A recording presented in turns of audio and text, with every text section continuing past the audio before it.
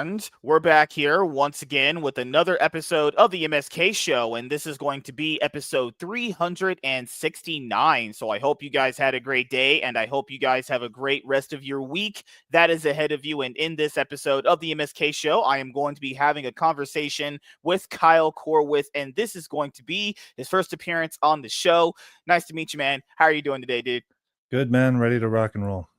Hell yeah. So we did have, I'll say we, like myself, obviously. I did have your friend deleted scenes on for a one-on-one, I think about a few weeks ago. And then I usually like to, check people's channels to see, what kind of guests they've had on their shows. And I was like, I've seen you on his channel do like some sort of like movie review podcasts you guys do over there. So I was like, should probably talk to some of these guys. These guys seem pretty cool. So I know I messaged you and a few other people that were there. I think I messaged like Sin's Corner, the Hispanic lady, the other guy, Wilkies. Is that his name? Yeah, his real name is Corey, though. Yeah. Which he's fine with. I mean, he goes by Corey all the time, so I'm not like exposing anything.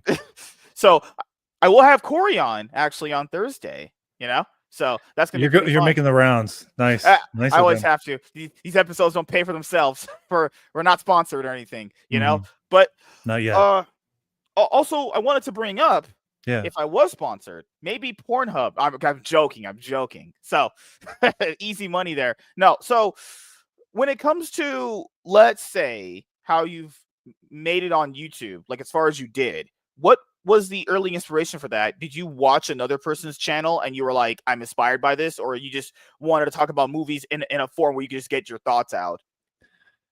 Well, the actual open date for my YouTube channel is in 2008, I believe. Yeah.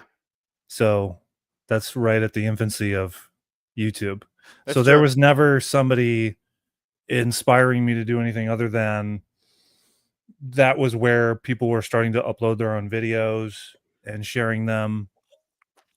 And I started off doing basically satirical voiceover parodies, similar to bad lip reading.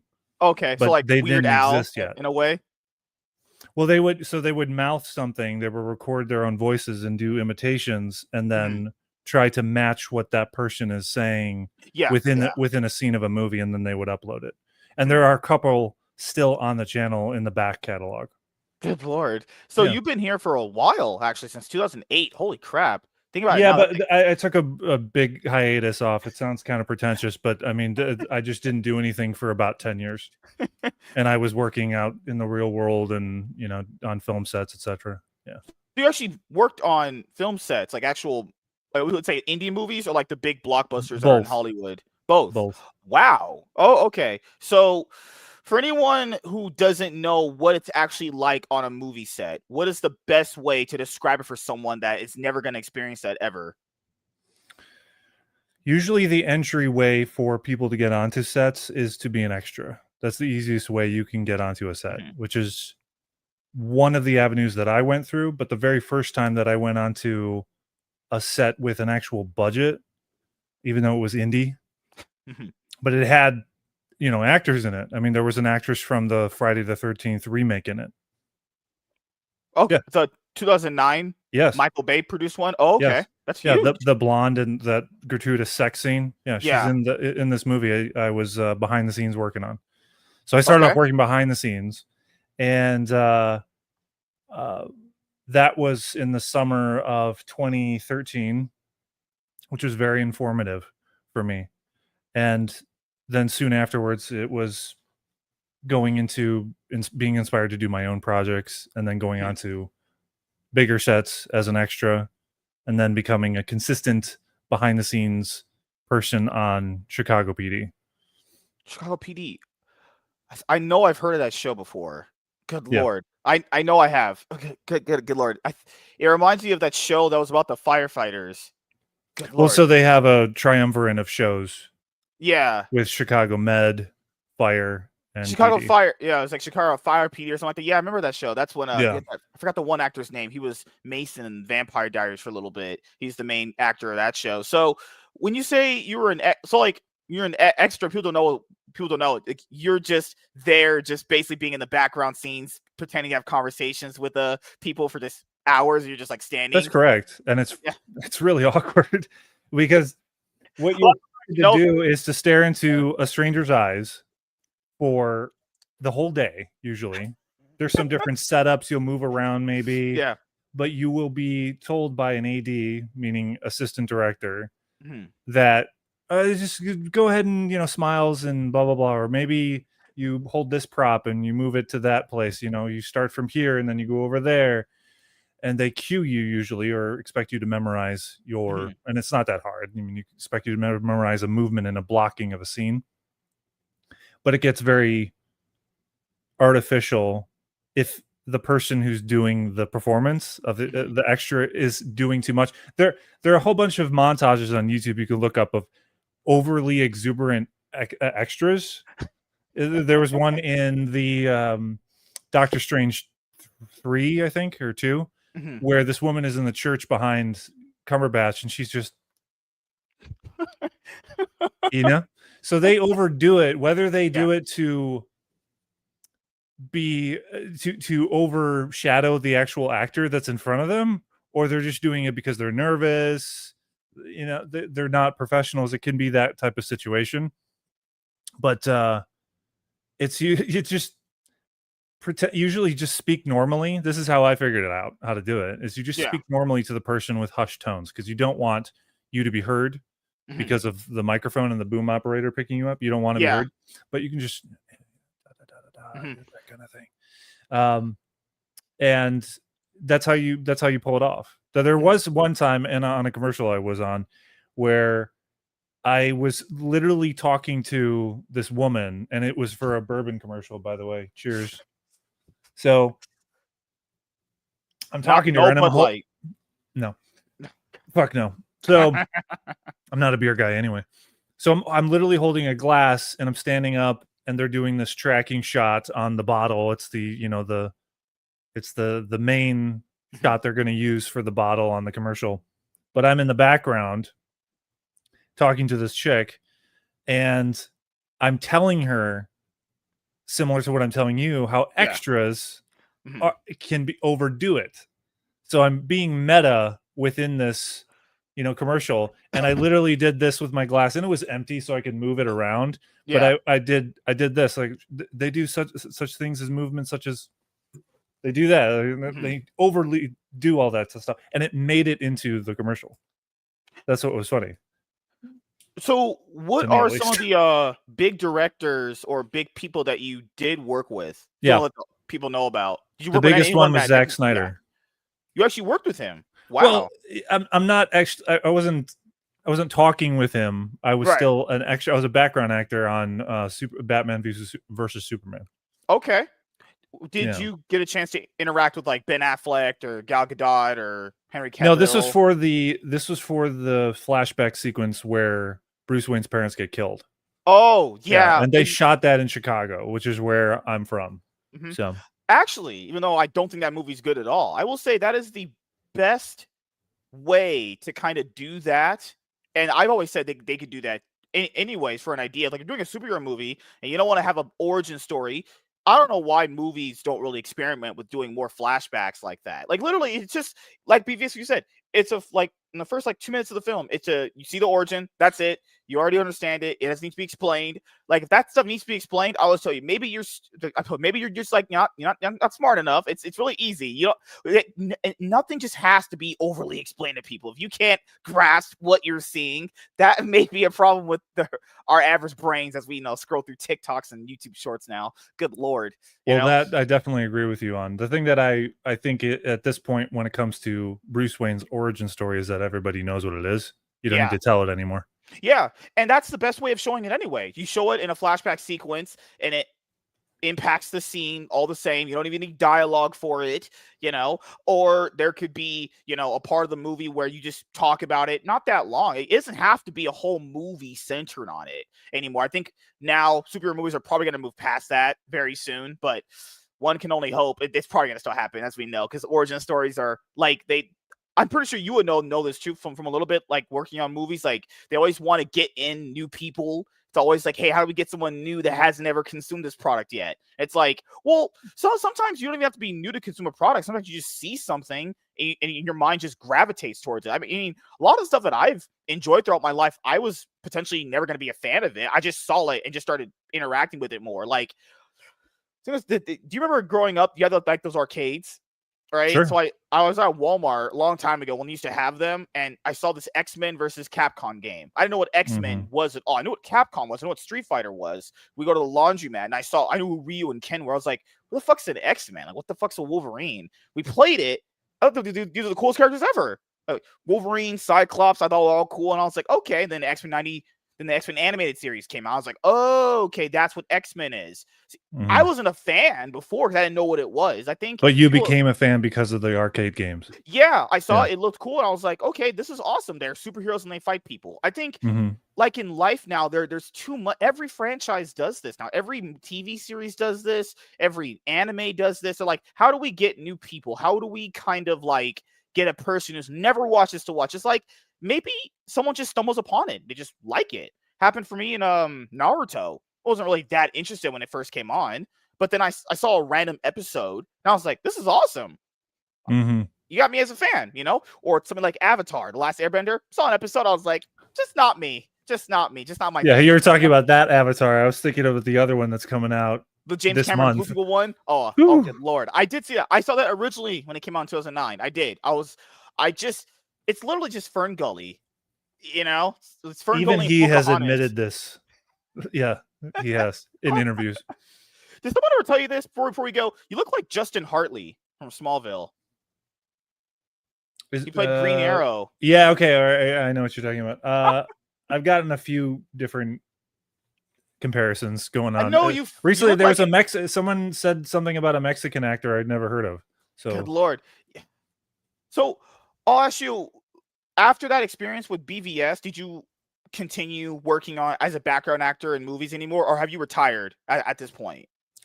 In terms of being an in terms of being an extra? Yeah. I don't. Yeah. I technically, I would never say never, because you may need to get onto a certain, film set. You may never know. Yeah. But the last thing that I did was for 1923.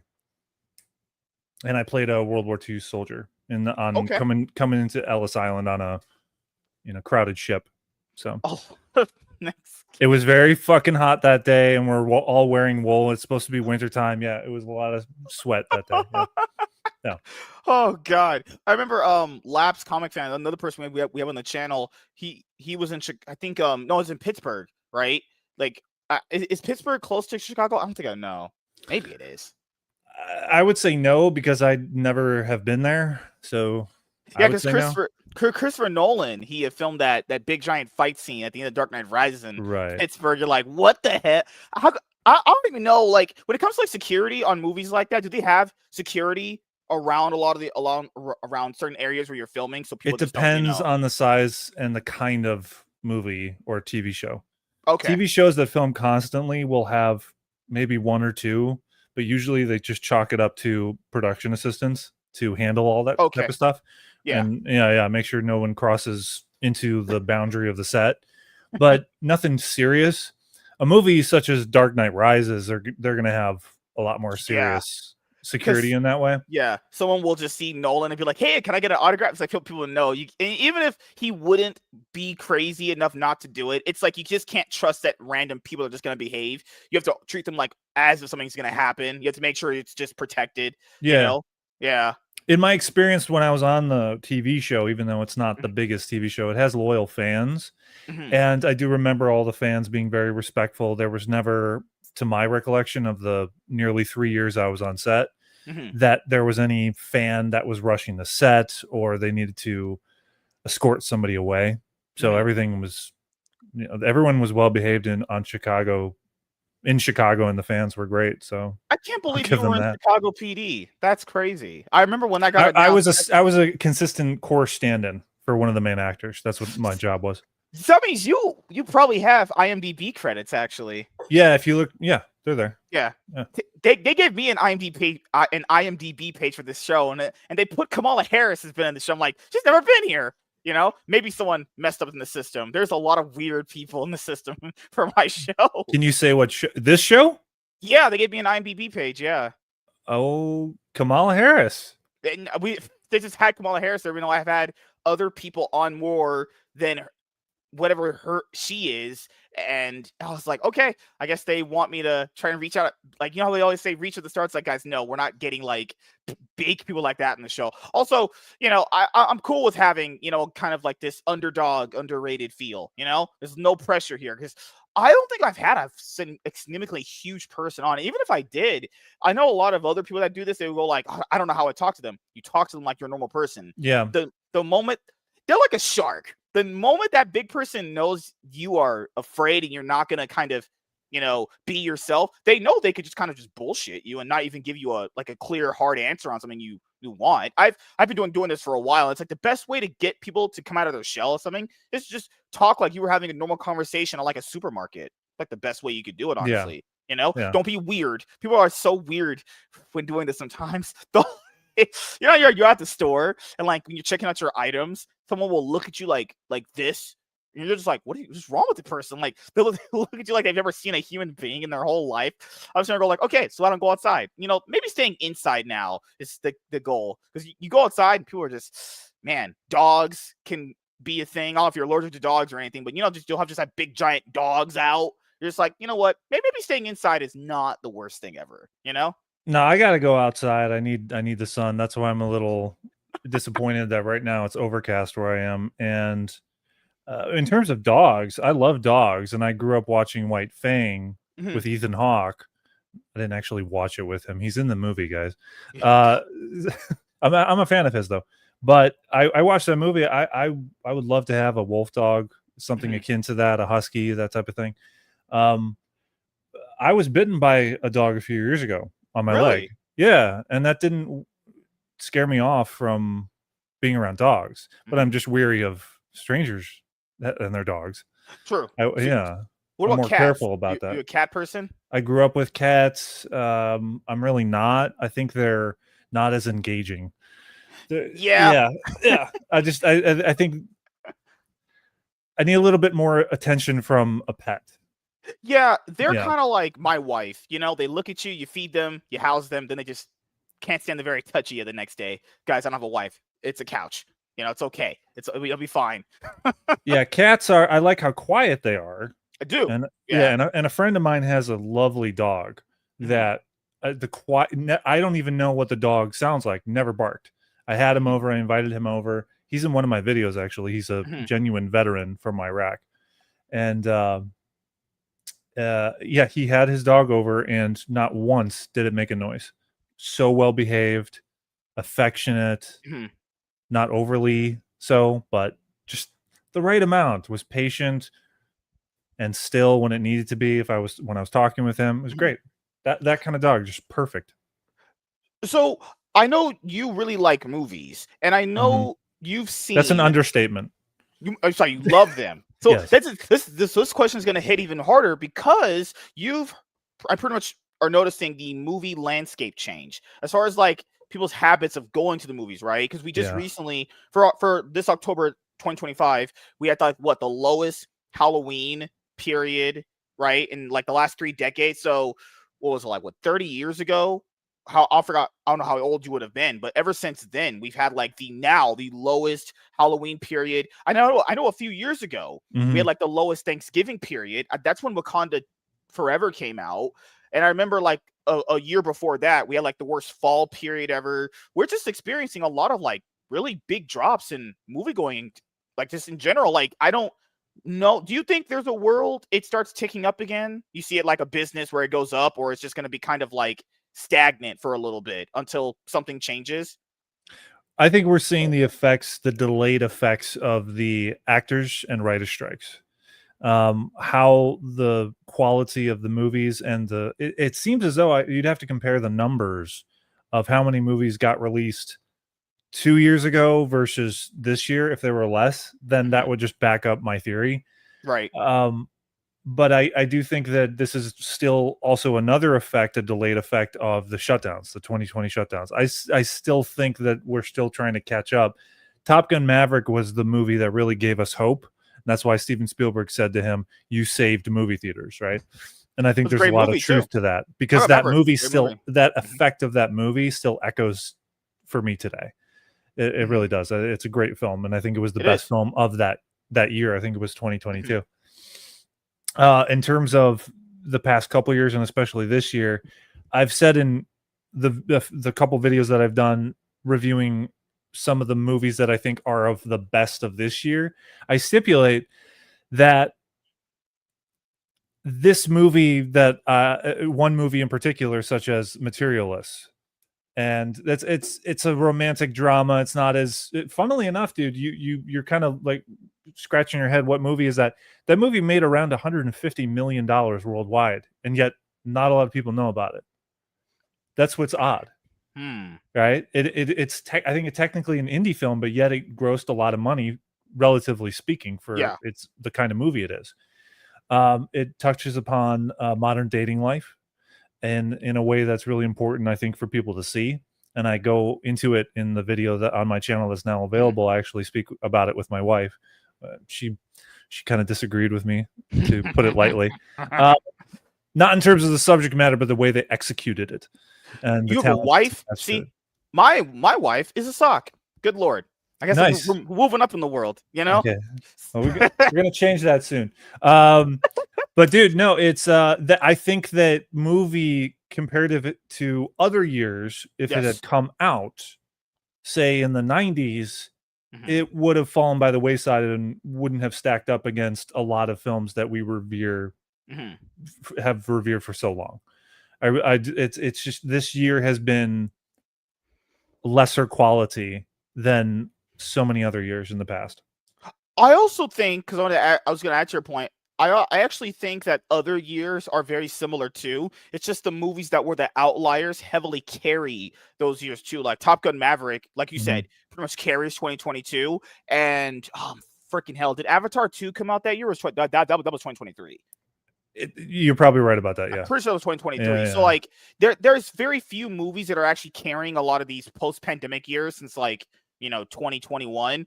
And now it's getting to a point where people have been asking like billion-dollar movies and stuff like that. It's like we're probably only going to be seeing like one or two of them at most a year now.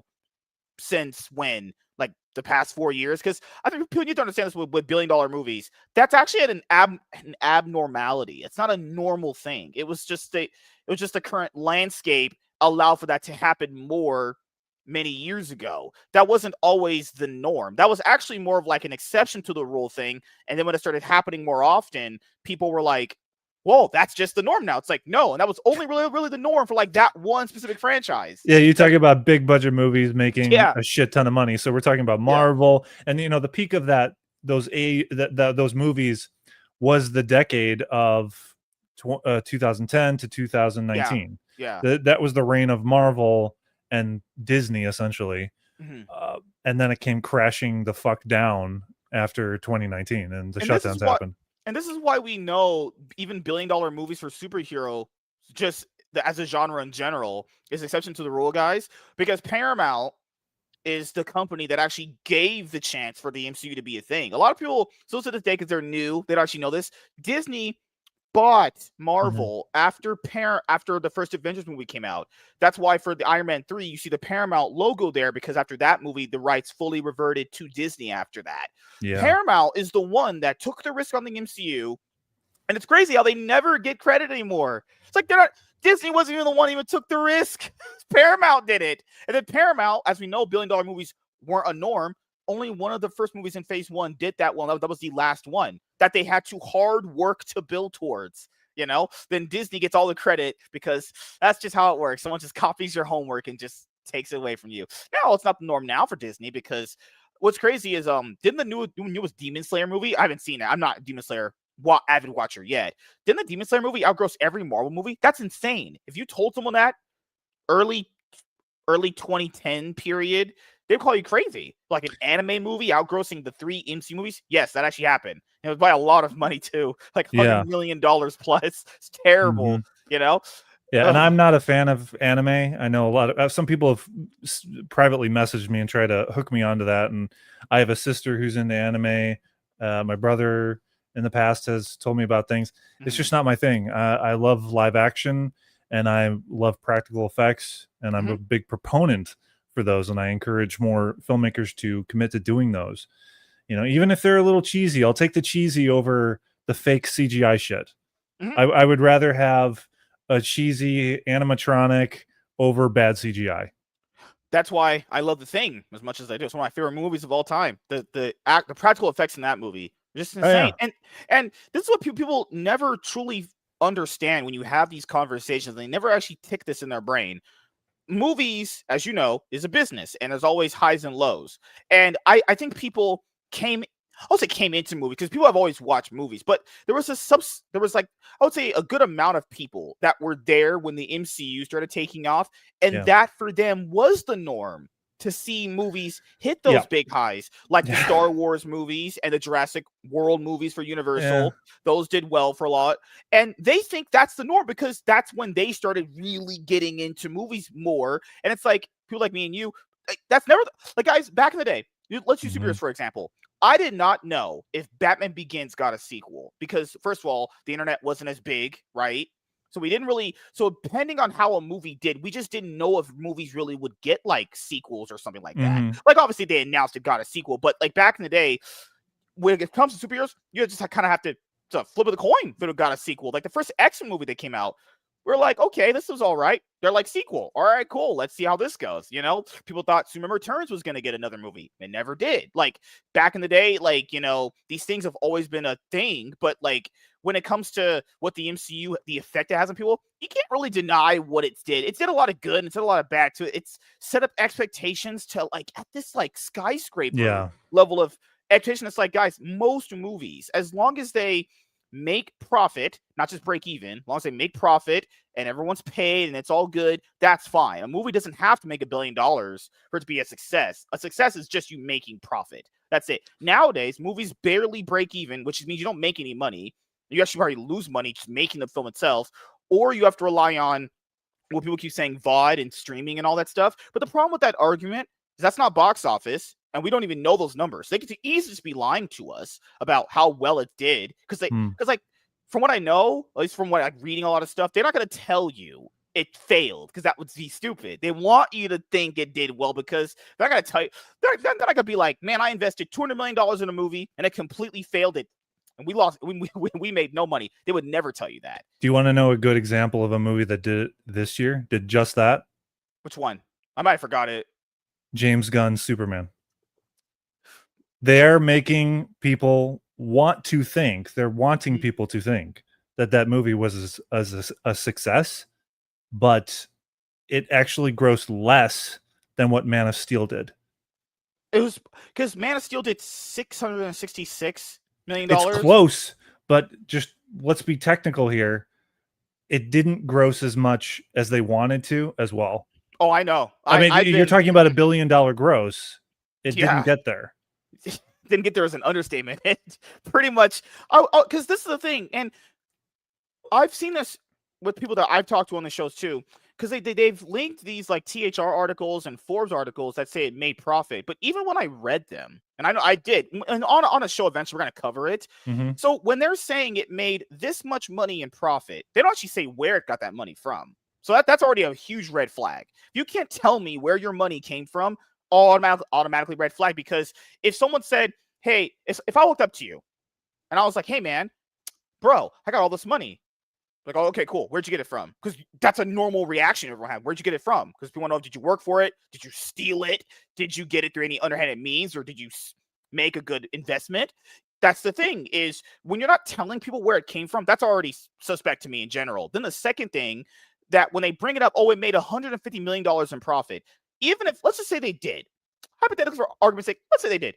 This still doesn't mean anything. You know why doesn't mean anything? Because if you add 150 to what Superman made, 616, that would probably put it at like 800 million, maybe borderline $800 million. I still don't think that's enough. I still don't think that's enough, because if you did the numbers, as we did on the show a lot of times, it needed $700 million to break even. That means you didn't make any money. That means you just pretty much like, okay, Let's see where it goes after that. You would need to hit like $900 million for any sort of profit, right? Because this is a movie they dumped in what, $200 million plus, maybe around $200 million, $100 million in marketing. So it's like $300 million. You need like what Doctor Strange 2 made. They want what Doctor Strange 2 made, and they didn't even get, guys, they made $300 million less than that. So if I'm supposed to believe it made all this money on VOD or whatever, there's no way. Even if it did, it doesn't even that's still not a success. It numbers wise, it still wouldn't be a success. I just don't believe it made as much money as it did, unless those VOD numbers were good. But we don't know what those are, so I can't use data that I don't have any access to help an argument. Right? I have to just go what the numbers are. I don't believe Superman did very well. I think it actually did less than what they thought, because I think a big problem with it is like you said before, the movie going landscape is just changed. I mean, like, understandably, this is what Bob Chapek did.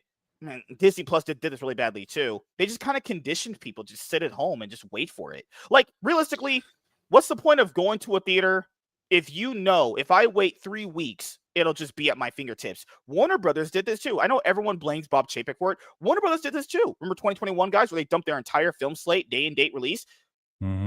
They obviously wanted you to wait for a movie to hit HBO Max. They realized how stupid that was and how damaging that was for the theaters. That's why they didn't do it anymore. Well, it's because they almost got sued by a lot of the companies that they did it for. But nevertheless, Warner Brothers being smart has never been a thing, actually. So, you know, these both Disney and Warner Brothers, even Universal to a certain extent, don't value the theatrical experience. That's why I like CinemaCon every year. It's really cringe to have them go on stage and be like, we value our theaters. No, you don't. We know you. I just hate when people lie like that, because you know they don't. Their actions prove they don't care. They probably just, from a business point of view, it would make sense getting rid of the middleman, right? Because you make more of the profit yourself. That's why they have streaming services. They think if they just make a streaming service, they get all the money just for the subscription. But then they realize taking on all of that entails a lot of more, money to go with that as well. So I just don't believe Superman made all this money as they did. I think at most, even if you want to count that extra $100 million it made, it still didn't do good. $700 million. So I'll give an example. Would you know Flash, right? So the Flash with Ezra Miller, from the reports, it said it needed $700 million to break even, not profit, break even. Superman itself would still be off like $90 million almost just from that. So my argument to people is, why would Flash? So if Flash needed $700 million to break even, why would Superman making, I don't know, $70 million less? Why would that be good? Why does this one have to do that, but this one is a success with less? That makes no sense. A big factor in all of this are the overinflated budgets that they have for these movies.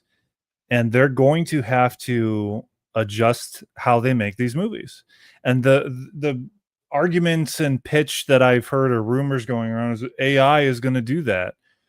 I don't think AI is going to replace traditional filmmaking. I think that's ridiculous. There's so many theories going on, but to the point where they don't think they're theories, they think they're certainties. And I don't like that. I think right now all we can say that AI is, and we're seeing replications of movies or alterations as like test footage for what it can do. It's a tool. That's what it is right now. It's not replacing humans. Like, you see people on Twitter, I think I've seen a lot of let's say like superhero AI videos, and people usually have this caption that goes like, hey, this is what normal fans are going to end up doing if the movie studios, don't get their act right. I mean, but people have been kind of doing that forever, though. Like, there's fan films have existed, guys, forever. People can always just go out there and do their own thing. Right. That's not the case with AI. It's mostly like, could that replace an entire film production? It's like, I just don't think it can. Also, I don't think an AI can create some of the best movies ever made. Like, if Jaws never existed, do you guys think AI could create Jaws? I don't think so. Some people will say that it can.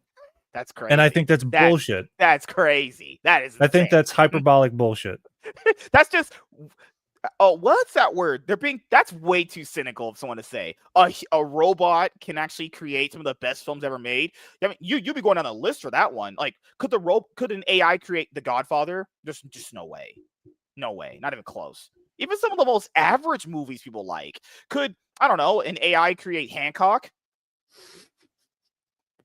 Like, I just don't see it. I just don't see it. I think I don't know what AI would be pretty good for movie wise. Maybe like CGI, like maybe Yes. special effects. Yes, special effects in terms of getting an implementation of how to do this and this and that. I haven't used it myself in depth in that way.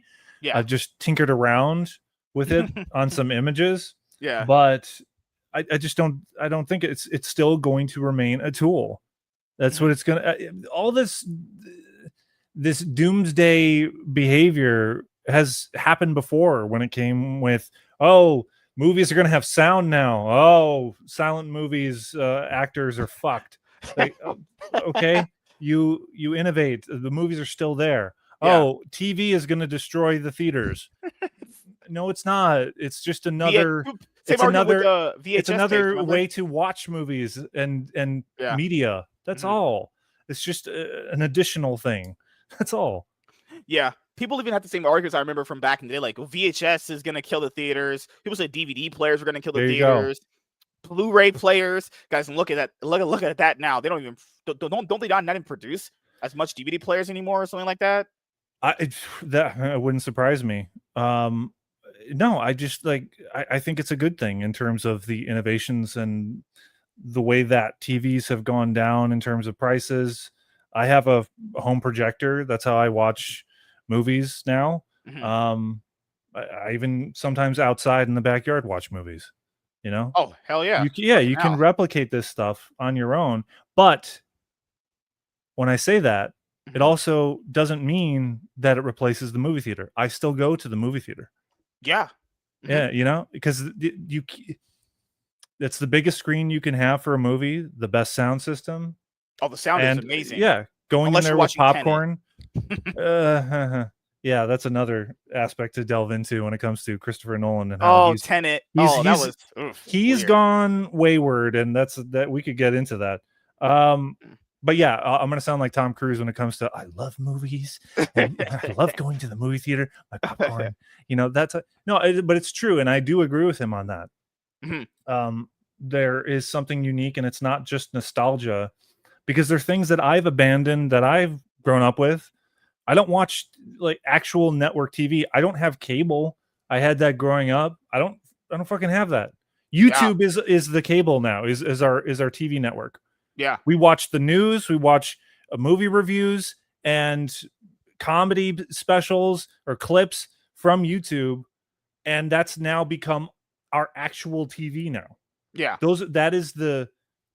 It's holding all the channels that we watch. You are a channel. You are an ABC. You are an NBC. We have different sizes in terms of, subscribership, etc., and demographics, whatever. Yeah. But you're still a channel comparative to how network television was 30 years ago.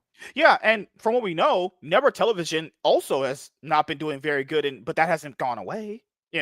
It's like these things have to just, as I always say, like they ebb and flow. That's a business term. Things just kind of go always up and they go up and down, And the thing with the movie experience is, like, people need to understand, like, you have the internet. You could straight up, I'm not saying you should, you could always watch movies on the high seas, or I know a lot of people have subscription services.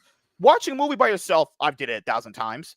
It's fun. It's fine. But whenever you do go to the theater and you sit down and you get those few trailers and then it drums up the sound with the logo coming up and the movie starts.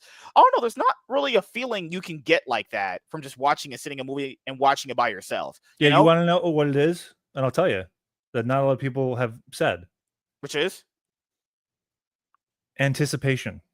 You are out of control of when this movie plays. You have to show up when this showtime occurs.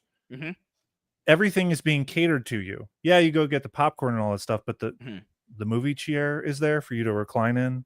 Yeah. And you are waiting for it's delayed gratification, which is a real good thing to implement in people's lives. Like if you need to get something done, You have to do it first, but thinking that later on you're going to be able to sit down and have a cigar or a drink, whatever, or a great conversation with somebody.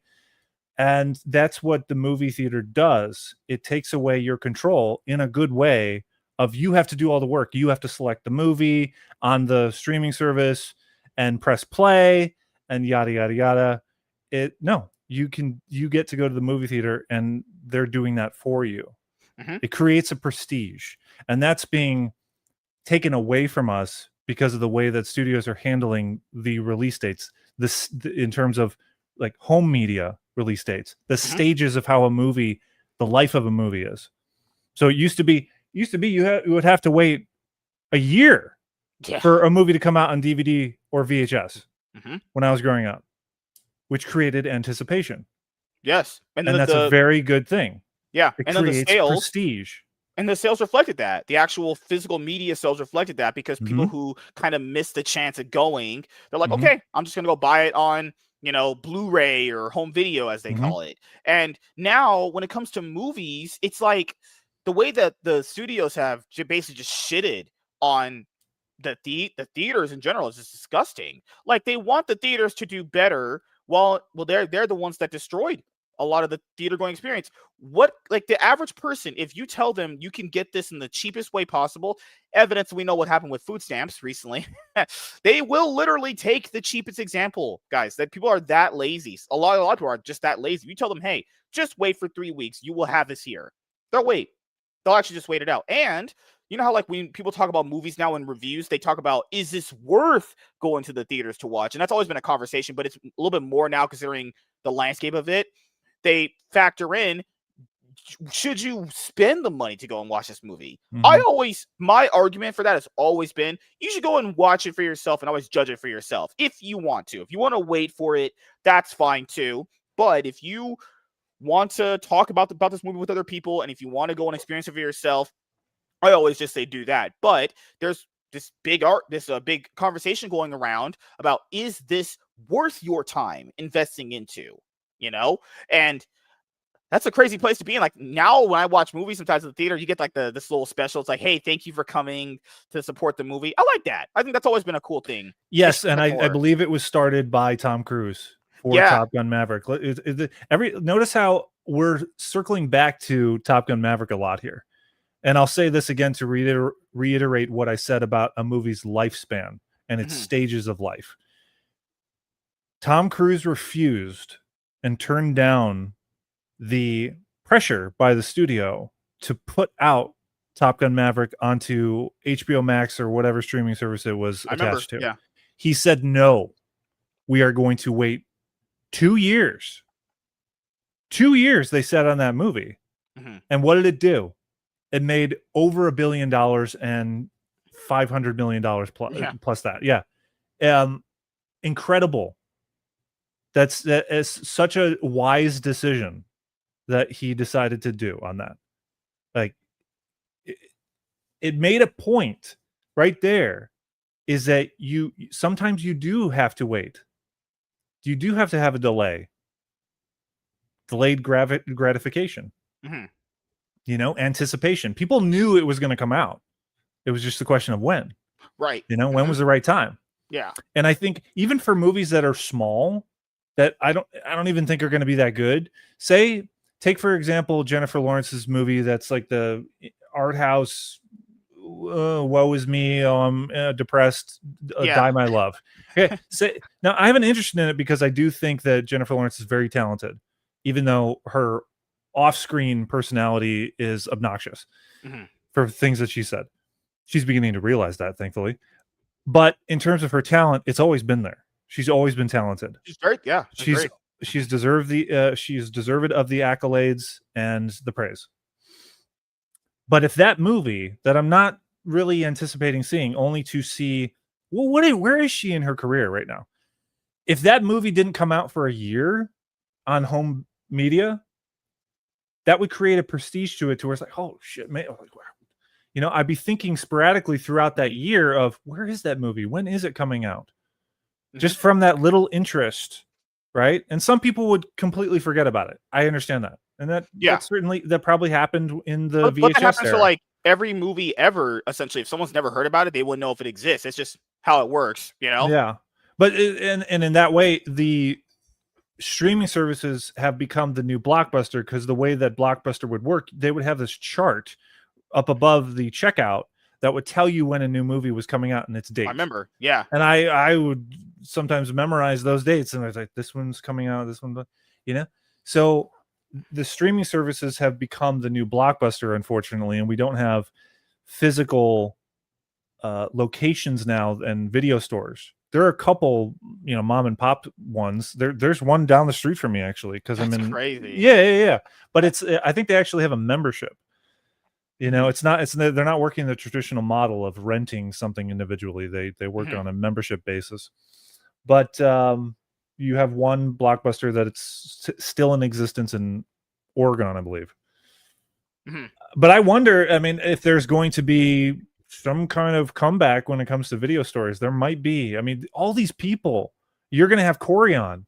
He loves collecting movies, physical media. Same. Yeah. We're going to have more of that. We're going to have more people like that. I wonder if there's going to be an audience after all these years. It's been 15 years since Blockbuster declared bankruptcy. Even Redbox is out of business. I'm pretty sure they declared bankruptcy not too long ago. I'm not surprised by that, because it's not the same experience as going into a video store. It really isn't. Yeah. So I wonder, after all this time, this anticipation or gone experience that so many people want again, is going to build up, and there could be this resurgence. I've seen articles where people have asked the question of, is Blockbuster going to come back? That's crazy. And I wouldn't be surprised if some few locations open in major metropolitan cities. Yeah. And they are sustained, because if they have one location in one big city, that'll justify their existence.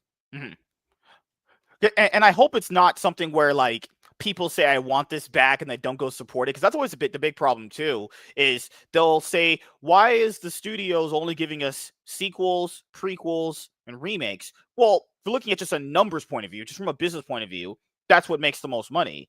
And people will say, like, why do we get that? It's like, well, you're telling me with your actions that's what you're supporting. Like these other movies you've talked about that have come out that people didn't go, well, that's the reason why they didn't go. If you don't go and support it, the business just thinks like there's just not enough an audience for that. I think the audience, if they really want a big change, the viewing habits need to increase, and it has to be like, hey, if you want these different movies to continue, you have to actually go watch them. It can't just be like, hey, I'm asking for this and I'm not supporting it because, like, that's just a bunch of hot air, because you have a bunch of movies. People say we need we need something that's not just super movies. Well, a bunch of non-super movies, guys, come out every year. That's happened forever. This year, there's a lot of non-super movies. You're not watching them. So I don't know what the audience wants then. They'll say, I don't want prequels, sequels, and remakes. That's what makes the most money. They want movies that aren't superhero movies. That's come out. Those have always come out. They're not supporting them. So I don't know what the audience habits are anymore, because what they're saying is not matching reality. And the other reality that they say they don't want is coming up. So it's going to have to be a lot of different things that'll have to come into play. Like, I think we're in the middle of a shift right now, and the audience is figuring it out, because Captain America 3 was a bomb. Brave New World. Yeah. Brave New World. That came out this year. Yeah, you're right. Yeah, you're right. That was a bomb. I think there was another Marvel movie that came out that didn't do well. Thunderbolts.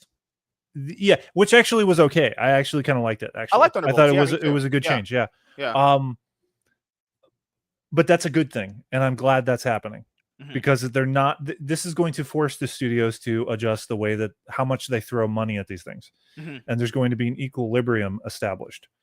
So when it comes to movies that are original, we're seeing a handful, not a lot, but an encouraging amount of movies that made a lot of money. Weapons, Sinners, a couple other movies that are not Minecraft coming to mind. Did very well. Well, I mean, that's an adaptation of a video game. But I that think kids you need love, more right? of that. I think it starts with things like that attract people going back to the theaters. I think what needs to happen, because you asked what needs to happen more now. I think what needs to happen more is there needs to be a more concentrated effort on what are people actually spending money on. Yeah, we're still gonna have months and throughout the years where movies are going to come out that are going to be with varying actors and all that stuff. But I think there needs to be an actual concrete way of looking at what are people actually going to spend money on versus what they say they're going to spend money on, and try to build from that. And once you build an audience from that want to go to the theaters and watch these movies that'll come out years from now, I think that's where it starts picking up. But it doesn't start from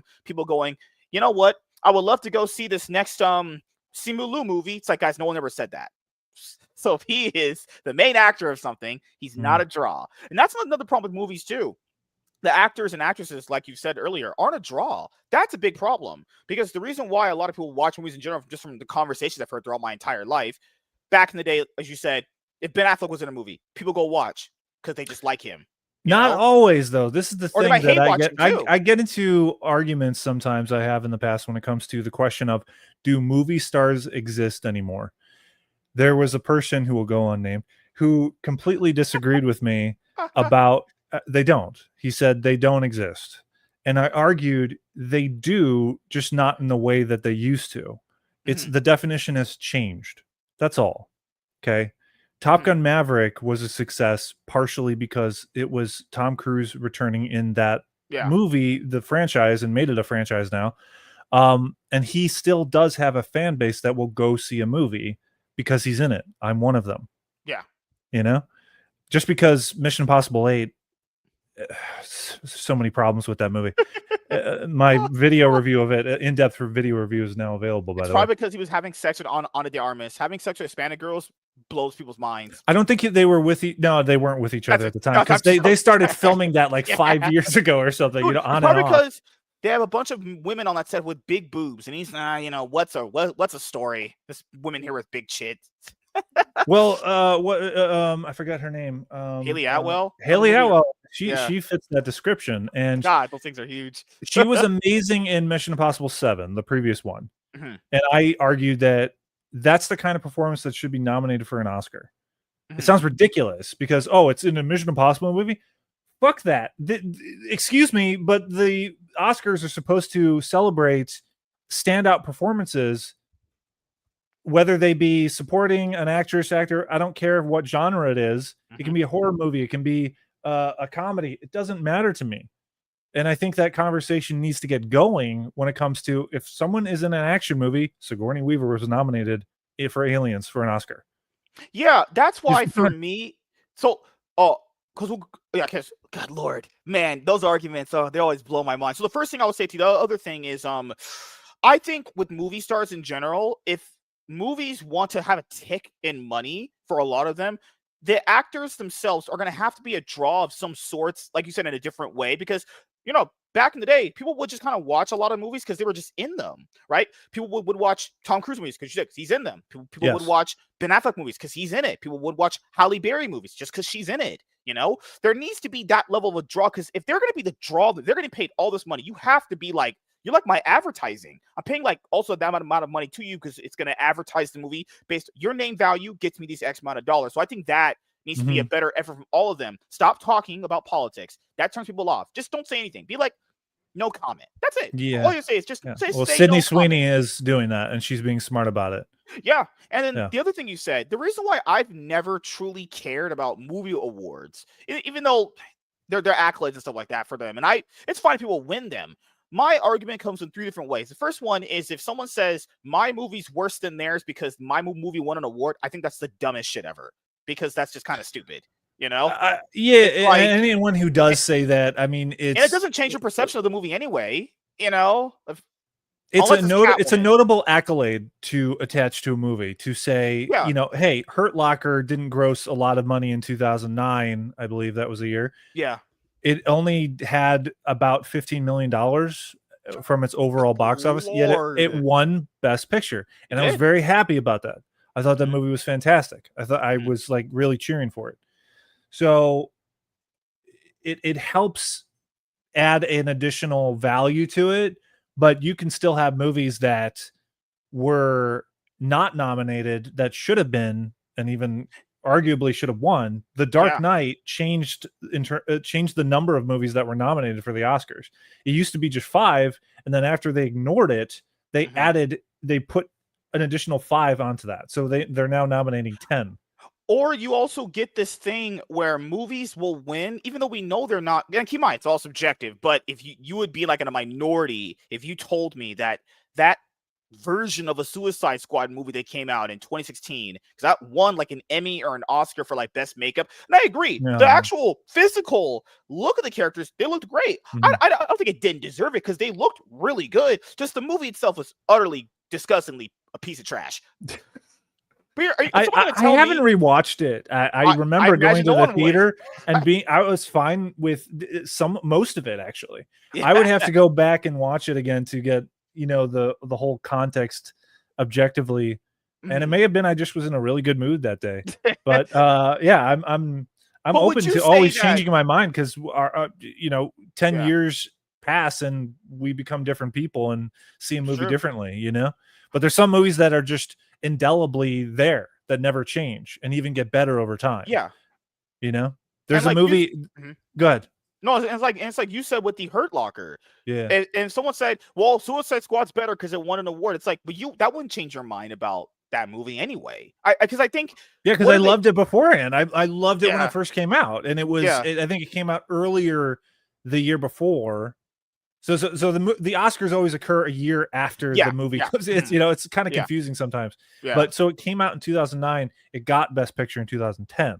But in 2009, when it came out midpoint of the year, or maybe even earlier, I thought this movie's amazing. I think it should get Best Picture. It's a small chance, because Avatar came out that year and they were kind of head to head. The big budget, $2 billion grossing movie. James Cameron's comeback, like, is he going to win Best Director again? And I was happy to see that Catherine Bigelow won Best Director, not because she's a fucking woman. And I love that she reiterated this, if I'm not mistaken, in some article where she's not all about that. She doesn't care if a woman made a movie and she's going to go to support it because a woman made it. No. Is the movie good? Is the director talented? That's the question. She is. Yeah, that's the difference there. I'll use another one for people that haven't watched these. Let's use Batman the Animated Series. That's considered like some of the best superhero anything ever. Now, that show won a daytime Emmy for that Mr. Freeze episode they did, which was amazing. Now, if it didn't win that daytime Emmy, would anyone think less of that show because it didn't win an Oscar or an Emmy? No, because the fan base, they just love something because they do. They don't need any justification outside of themselves. And that's always been my argument with movies, is like any movie. And keep in mind, I don't like good amount. Like same with you, I imagine.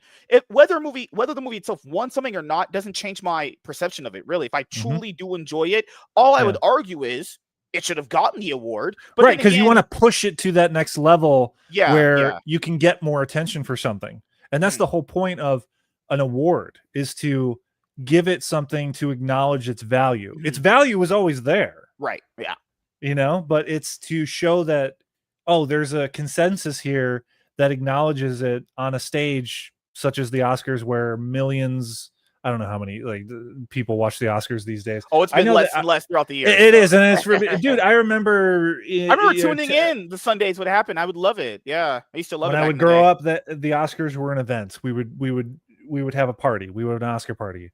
The last time that I gave a shit about the Oscars, and actually, I literally bought a way to plug like TV into my TV so, like 10 years ago or 15 years ago, in order to watch the Oscars, and then I returned that device so I could get reception for the network television, and then I just sent it back because I cared enough to buy it in order to watch the Oscars. But after that year, it's just slowly over time, what movies they're nominating, they've degraded themselves, as I call it. I say they've degraded the value of the Oscars. The last movie that won Best Picture is a piece of shit. Oh, the one with that girl that's doing that twerking scene? She's from Scream 5. It's a movie about a prostitute. And it's not just because it's a movie about a prostitute. It's what those characters are. They're obnoxious. They set the record for how many profanities were in a movie, and they even outdid Scorsese. And they're just obnoxious. They're constantly arguing. It's a simple story. and I hated it. I thought it was absolutely I saw a trailer for it obnoxious. because I don't have ad blocker for YouTube, so I see all these trailers and people say, "Was it marketed?" No, if you don't have ad blocker, these things are promoted. The thing is, I think people just don't care enough like they used to. That's a separate thing, right? I think when I saw those trailers, that movie just reminded me of like Spring Breakers, the movie back in the day with James Franco and Selena Gomez. Yeah. Like that kind of concept of the movie. I've seen movies like that before. It's like, those kind of movies, for me, they have to do something a little bit more different than girl reluctantly gets into bad and the guy's basically her pimp villain of the movie. I've seen it before. Like, I was like, this is basically just Spring Breakers. What the fuck's different about this? Look, yeah, and you could tell that story of, okay, so a call girl, I mean, Pretty Woman is an example. Yeah. But you would it goes nowhere near the tonality and the characters of, I forgot what the movie is. It's her name, the character's name. Like Anita or something. Mm-hmm. That movie is nowhere comparable to Pretty Woman in terms of its tonality. Its story, you could say, oh, it's kind of the same story. Call girl gets picked up and brought into the life of a very wealthy person. Yeah. Completely different. A douchebag beta Timothy Chalamet Russian version of him in the movie. Now I'm getting frustrated that I don't remember the name of it. Good Lord. It's probably the most forgettable Oscar winning movie that won Best Picture. Has to be. Now next to Anora. Jeez, I was close. I said Anita, didn't I? Yeah. So Anora is, you could say on the surface is, it could be a remake of Pretty Woman. No, the characters are ugly. I'm not talking about physically. I'm talking about just their personality. They're just abhorrent people. They're hateful. The only redeeming moment is at the very end when she breaks down and hopefully realizes how disgusting she's behaved. And it's just everyone's bickering at each other, and it's so ugly the way that they talk to each other. It's terrible, man. There's no evolution in some of these plots, and I don't mind some of these movies, but when there's no evolution of these plots, it's like that. What you just described to me, that sounds like Spring Breakers. They went to a place, found a guy, or he comes to them, or forgot how it went, and then they do bad stuff, and then one of the girls goes, "Hey, I want to get out of this life because something bad happened to me." The other girls stay in, they die. It's like there has to be some level of evolution in these plots. This is literally the same shit over and over, just told a different way. It's like, I imagine up the movie, she starts doing prostitute shit because he asks her. She gets banged out by a bunch of dudes, probably maybe him, who knows. And then at some point, someone in her life knows who she is, and she goes, "Should I really be doing this?" And at the end of the movie, she gets the happy ending. I imagine it's somewhere teeters to that. There has to be. These things are all the same at a single day. It's like watching a Jason Statham movie. You know how that's just going to end. Yeah, that's true. That's very true, actually. But yeah, I would rather go see a Jason Statham movie over Anora. That movie is... I hate it, dude. I think it's the worst Best Picture they have ever awarded that Oscar even over for Best Picture. So the thing you asked about the Oscars, the last time I legitimately cared would have to be around that time period. It was like when The Blind Side came out. It was like when that movie came out. Around that period. After that, because it felt like they never evolved. So when people are asking them, "Hey, can you nominate movies that we've all watched that got a lot of money?" Because, hey, we're supporting it. We're not maybe supporting the movies you like, but we are supporting. And then you have snobby, weird, cringy people that are like, "No, we can't nominate, like, I don't know, Sonic 3 because it's for kids." It's like, these are the people paying money. They're just saying, "Hey, maybe can you have a few other categories for these movies? Like, what's the best entertaining movie for the family?" Something like that, right? See, just to evolve. I think that's well intentioned.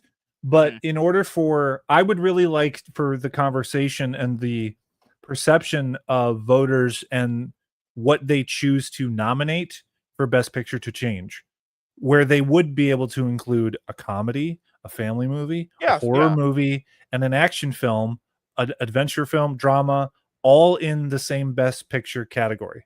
Yeah, I agree. That is how there was a lot of that going on in the past. The Silence of the Lambs won Best Picture. That's a horror movie. I don't care what anyone else says. That movie's a horror movie. Parasite win? I think in 2018. Yeah, that one. I've yet to see that, so I can't comment on the quality of that. Black Panther got nominated for I think a few Oscars. That's yeah, and I wonder if they're just doing that to appease viewers for the Oscars, so they'll just tune in. Yeah, for the obvious reasons too. Right. So I can appreciate them doing that, but they're missing a lot of other inclusions of genres. Yeah. So what's going on with that? Like, okay, so for this coming Oscar, it's going to be interesting what they're going to include. I get a sense they're probably going to include Sinners, right? So technically that is a horror film. Okay. Well, what about Weapons? What about F1? That's an action movie, right? And I think it's Wolverine. I heard got Oscar nomination. Well, that was last year, so they missed their chance. Oh gosh! But they should have. Well, at least the one thing that I said in my video was that Hugh Jackman should have gotten nominated for Best Actor. Yeah, I agree. He is more committed to that role than arguably any other actor to any other role. He's done that role more times than anyone else has for a singular role. That's all I've asked of the Oscars is, even if you're not like, it's understandable that people probably who do the nominations aren't going to nominate Deadpool Wolverine for Best Picture. Understandable. But there should be like the inclusion of what the average person is watching, because the average person is going to go, wow, this is a bunch of just, because even you've probably thought of this sometimes. It's like, hey, this is just a bunch of weird elitists in dresses and suits. I don't care about what the rest of us think, just add in a few more categories for like some of the more family entertainment. And people keep saying you're the People's Choice Awards for that. Guys, this is just, no one cares about that. No one's ever cared about those. That doesn't matter. The People's Choice Award, like the Oscars and what's the other one? It's the other one. That's the big movie awards one too. Golden Globes. Golden Globe. Yeah. Those ones are what truly matter for, like, you would say average moviegoers, right? Sure. No one, like, who really cares about a People's Choice Award? I think no one's cared about that in years, honestly. Well, I would think it should. It should, right? Yeah. It should be something that's valued. Maybe if they up the statuette and made it gold, similar to the Oscars, it might do something different. It might not have up their quality. I don't know what their award statue looks like, so maybe that's part of the problem. Yeah. But I'm curious to see what they're going to do. If they do the status quo of we're going to nominate 9 movies that you've not seen or that are these dramas that have social issues in them, and then we'll throw in Sinners just to appease you. Mm-hmm. Fuck off. That's what I say to the Oscars. Fuck off if you're going to do that. Okay. Last year, I think The Fall Guy was the best movie of the year because I had the best time in the theater seeing that. Isn't that the point? Isn't that the point of going to see a movie? What is the movie that you had the best time in? Yeah, even if it's a movie that it makes you cry, it moves you, or makes you uncomfortable. It's a horror movie. Yeah. Right? Mm-hmm. Weapons made me, that was creepy. That was disturbing. So that was the most disturbing movie of the year. Mm-hmm. Comparative to what other movie? Okay, Materialists. I thought that engaged me emotionally and it provoked thought. So there you go. There's the question. Mm-hmm. That's how they should approach these movies. Not from, oh, does it have this many ethnicities in them? Oh, does it touch upon LGBTQ rights? Blah, blah, blah, whatever. It's LGBTQRISTUV, as I say. But lettuce, bacon, tomatoes. That's what you get on a BLT. Oh, man. So I just think they're going about it all wrong, and they have for many, that's many why years. I've said, and if they want to get the audience back to give a shit again, they got to do something like that. They have to include all these movies, because you know what's going to happen if they did. That's going to encourage more, and I'm going to say the word, diversity. The word is kind of scary to use these days because of they've demonized it, essentially. They've tainted it. That's a good word for it. But variety of different kinds of films is very important for the culture, and to have successful varieties of movies. Mm-hmm. We used to have that. If you look at the movies for the whole decade of the 90s, the different kinds of films that were coming out, It's just astounding, and it just makes you smile at what we used to have, and also sad with what we don't have, but what we could have. Right. Makes me hopeful of what we could have again, and I think it's possible. Yeah, and I just think they need to add a few more categories that reflect the everyday person. Like you said, Fall Guy. You could nominate that as a category. I would call that best entertaining movie, right? So it doesn't have to have the best story, it doesn't have to have the best characters. As long as it literally just entertained you, you had a great time with it, where you go, even if you went like, hey, I don't think the story was really all that good, but I did have a great time with it. That's the point. That's been the entire point about movies forever, is they just have to entertain you. They need to entertain the idea of having more of those movies nominated, because this idea that they because what would be the reason why I think movies like that can't be nominated? That's what I would like to know. Why can't those movies people call popcorn flicks, why can't those be nominated? Because no one ever really gives you an actual answer. It's always they don't deserve it. For what reason? Are you telling me, good Lord, you guys are trying to tell me that these other movies that have won deserve it based off what? Like, that's why it always comes back to these weird, like, I would say pretentious, like film snobby people. Yeah. I would say this. If a lot of people liked No Way Home, the Spider-Man movie that came out some years ago, why can't that get nominated? What, like, is there a genuine reason why it can't? It's like, but it's superhero related. Doesn't matter. I don't care if it could have been made, I don't know, in a comedy genre. If people enjoyed it and they really liked it, why can't it be nominated? I think it's because even recently, I know there was some articles that came out about this. Some people that have been voting on some of these movies haven't even watched them. That's crazy. And then they're going to tell you, and then they're going to tell you what should be there when they've not even watched the movies that they're telling you should watch. That's insane. That's a crazy mindset. Right? One of the reasons why Anora won Best Picture was because they put more money into their marketing campaign for the Oscars than the actual film cost to make. And they were smart. I'll give them this. They sent out physical copies of the screener for people to watch with artwork attached to it, and they put a lot of effort into the presentation of the person actually watching it and handling it, and it gave them something to remember Anora by, right? And I think that was what it pushed it over to the edge of it's going to win Best Picture, because it gave a tactile nature and even who could say nostalgia to these voters that, oh, wow, I really respect this movie for sending out a physical copy and putting a lot of effort into the way this looks. And I think that was smart, but it was done for a movie that was a piece of shit. That's the problem. Yeah. Because people would say, well, this movie looks like, I don't know, what's that terminology that's used now these days? Artsy fartsy kind of thing. It's a terminology where it's hey, this movie was made by this guy and it's got this nice art style to it. It looks like it was made by people that really care. I would also say this. Just because a movie looks a certain way from someone and looks differently from another one doesn't mean the other person didn't care. I just don't get these arguments because they sound superficial and stupid. It's like those girls in high school that would say that girl's a terrible person. Then you would ask that girl why you think that, and they can't explain why. That's the problem with movies. These other movies, they don't look at the same because they're not made the way that they think movies should be made, the way that movies should look. It's like, that's stupid. That's the reason why you fail, because you're losing your sense of reality on what the average person is going to be accustomed to. You know, if someone truly thinks that, I don't know, Trap, which is that terrible M. Night Shyamalan movie, that movie's garbage. If someone thinks that Trap should be, I'm right there with you on that movie. That horrible. That movie is awful. That movie is nepotism on stage.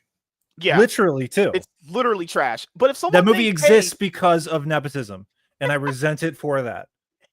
Oh, but if someone thinks, hey, that movie should be nominated for something, that's fine.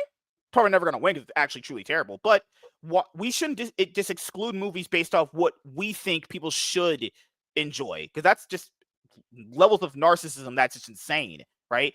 Who is someone to tell you that your movie is lesser than theirs because, I don't know, it wasn't made in a certain type of style? It's like, that's gay. What? That's so stupid. Nice. Good Lord. Like, it's just, I don't know. There's certain sections of movie fans I just can't stand to be around. I don't even talk with people anymore. Because it's like, you're not thinking clearly. You're just kind of, they're talking from such a weird, cringy, elitist point of view. It's like, dude, people like I would say it's like Scream 4. It was a movie where if people watch it, it has a really dark lens to it. It's just dark. It's just maybe someone didn't wipe the freaking cameras properly. It's ugly looking, but it's I think it's a fun movie, right? Yeah. So back in the day, if I'd said, "Hey, should Scream 4 be nominated for an Oscar?" People probably would look at me like I'm crazy. Why can't it be nominated for an Oscar? Is there any reason why it shouldn't? What's wrong with it? People would say, "Oh well, it's not." What do you mean not good enough? It's not high art. Yeah, That's what they'll say. Yeah, it's like what you determine what high art is. That's great. Oh, great. Now that's and unless any of this changes, I don't know what really happens anymore. You know, Oscars have been losing ratings for years. They still put it on. The best Oscar ratings happened was when Will Smith slapped Chris. Chris Rock. Chris Rock. Yeah. Chris Rock. Yeah. No one. And I can tell you, I can tell you what won that year too. But no one remembers. You were about to say that, weren't you? No one remembers the best picture of that year, do they? I think it was that Death movie or was it Dune? No. Coda. Did you even see that? Do you even know what I'm talking about? I only knew about I only knew about that Death movie because I seen that actress in something before. And Dune I did watch, which was that movie is ruined because Timothée Chalamet is in it. Yeah. I think he's a pathetic excuse of a lead actor. I think he's a poor excuse for a leading man these days. Yeah. It's we need better. We need better in the culture. Yeah. I think man, when you have a night that's only been dominated because another guy slapped another guy and no one even remembered what even won, all they talked about was Will Smith slapping Chris. That's crazy. I agree. And the only reason I'll admit that I remember what movie won Best Picture is because I did a video on it. Yeah. That's all. Good Lord, man. Fucking hell. Hey, are you trying to tell me that Dune was a better movie than, I don't know. What if I watched that's better than Dune? At least been more entertaining. Okay, not Transformers Rise of the Beast. That was terrible. Oh my. Damn. Can't go that far. I'm not that delusional. Although, dude, the first Transformers, I think, is a quite good movie. Quite a good movie. The first one. I will say this. Michael Bay, for all of his faults he has with movies in general, like characters and writing and shit like that, he does understand this basic principle about how to entertain people. His movies are very entertaining. I watched Ambulance. Entertaining. Oh yeah, absolutely. Yeah, no, that's a kinetic action movie that felt like it was from the 90s. It was very well done, I think. With Transformers, I just want to give it a little bit of acknowledgement. It's not because of the Transformers and the CGI, although that's very well done, and a lot of people are noticing that. Why does this movie from 2007 with its CGI look better than the movies that are being made today? Well, because I think people had more time to do it, and we had filmmakers like Michael Bay who had higher expectations, and they had creative control over what the studio expected. So, but the reason why I say it's quite a good movie is because the standout isn't those machines. It's the relationship that Shia LaBeouf has with Megan Fox.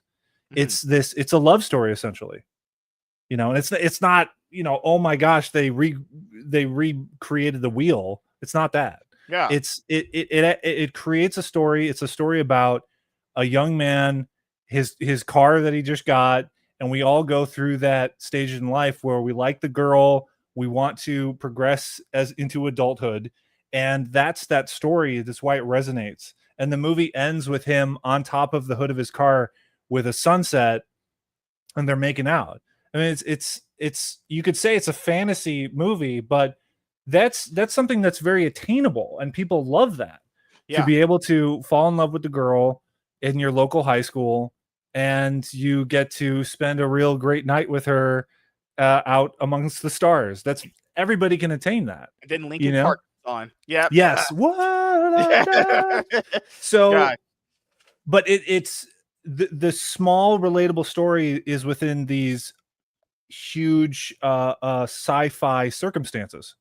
And that's the key to a great movie. A lot of great movies where you have these ordinary arcs, these character arcs within extraordinary circumstances. And a lot of movies are missing that, where they either go all the way to, this is a depressing drama, I hope you love it, nominated for an Oscar, to we got to make a $500 million superhero movie, and if it doesn't perform, oh shit, well, what do we do now? You know, let's blame this, or let's blame COVID. Let's blame the weather. Remember when let's blame the weather, or let's Warner blame Brothers... toxic fandom. Yeah. Yeah. I remember when Blue Beetle failed, Warner Brothers blamed the weather that weekend. It's like, no, people just weren't gonna watch that just based off principle alone. That's pretty desperate. That's actually... Yeah. That's crazy, because that, based off that retarded lie, that would assume that weather works the same in every single city, town, and state in the country. I thought ridiculous. It did, man. I thought it did, man. Right? You know? Oh, because I remember you brought up Transformers. Also, adding into that has a big fan base. You were gonna have people that were gonna watch it purely just because it's Transformers. I think that's why it needs to come back to, like, because I know you probably heard about this recently with Paramount. They want to do, like, they want to have TMNT be in the same vein of like Sonic. They want both franchises to have very similar success. Well, to get to where like the Sonic franchise has gotten to, like the Sonic movies, they just feel very good to watch. They're entertaining, they're funny, they're enjoyable. You have a good time with them. You don't feel like you hate your life when watching them. That's what you need, right? But a lot of movie franchises, or just random movies you'll watch in general sometimes at theaters, feel like, I don't know, you didn't enjoy your time with it. By the way, people talk about them, there's no way you enjoyed your time. You should have a feel-good time when watching this stuff. And it is the roll of the dice every single time you select a random movie to watch. I understand that. But if we're going off of like something like with TMNT, if you want to make it something like Sonic, it has to be, I don't know, this level of fun that you enjoy watching. Like when Sonic 4 comes out, I'll be there the first day watching it because it's a fun, enjoyable time. You know, there needs to be that level of sentiment echo through all movies. You know, there needs to be this level of like, I love what I'm seeing. I'm gonna go support it. Doesn't seem like there needs to be that right now. Like with superhero movies, it's just dwindling, and every argument comes up, and it's so cringe. To have ever, I like superhero movie fatigue. People could say it's not a thing, but based off the numbers we're seeing, like, because I know people are retarded. Because I know this. They don't even know what the definition of fatigue is. The definition of fatigue is you feel tired. It's one of the definitions of it. So feeling tired doesn't have to come in the factor of the movie's quality, which does play into why they're not doing as well. You're tired of seeing it because it's not the newest, it's not the hottest girl. You know, it's the concept of girl comes to school when you're in high school. She's the new hot girl every guy wants to get. Then let's use college. Let's use college for this one. Yeah. In college, let's say a new girl that joins college. Every guy wants to get with her. Then she's ran through because she's been through like 30 guys. Because she's not new or interesting anymore because she's been ran through by 30 guys. Okay. So the logic that we use, that poor girl. Oh man, I feel sorry for her. All those black guys. God damn, they got lucky. But if you use that for superheroes, it plays the same way, right? So when a lot of you guys were around when the MCU was getting to be as big as it did, that was when superhero movies became like the new hottest thing. They existed before, but they didn't have this push it did when the MCU, and like you could say to a lesser extent the DCEU when it existed, right? So when it's not the newest hottest girl anymore, you don't treat it the same way. You don't think of it the same way because it's just another thing to you. So like when people talk about the MCU now, the same way you would be there opening Thursday night or Friday night for it doesn't happen anymore. Why? You're tired. It's not like you're tired. You might actually like the movies. Your inherent wanting to be next to it is gone because it's been around you forever. That's why I think superhero movie fatigue is not just in the movie's quality. It's actually in your viewing habits. You don't view it the same because it's not the newest, hottest thing anymore. It just isn't. Like, you know, it'll be there for you. What's the rush to go see it? Also, you've been to a lot of these. What's the change this time to go see a new one? There's no change. There's nothing unless you get a big crowd, which is going to probably happen now because theater habits, like we just playing throughout the episode, have gone down. You know, I think because the movies have been around for a good amount of time, people are just they have to somehow reinvent themselves in a way that gets people to come back and have that. There's no level of special feeling you have. It's just like, okay, I'll go watch these. I might like them. Okay, that's it. But why has this changed? Because it's not the newest thing. Every franchise goes through this. Like horror movies have gone through this. Sci-fi movies have gone through this. Every genre has gone through this. So for me, I don't know why with the superhero movies, it's this big conversation all the time where it's like, why are numbers down? It's not the newest thing anymore. It's just how that works. Fads die, people. Like fads really, they just die. You know, Yeah, like but Funko Pops. they oversaturated the market during 2020 and the next few years after. They really did with the TV shows, the streaming shows, That doesn't and the help. movies as well. No, Mhm. and the quality went down as well. And you had DEI implementation. So many factors went into it that they basically committed pop culture suicide. Yeah. And the way they get back to it, which is what they're doing now, is you create fewer movies and fewer like content. Essentially, I hate that word, but it applies.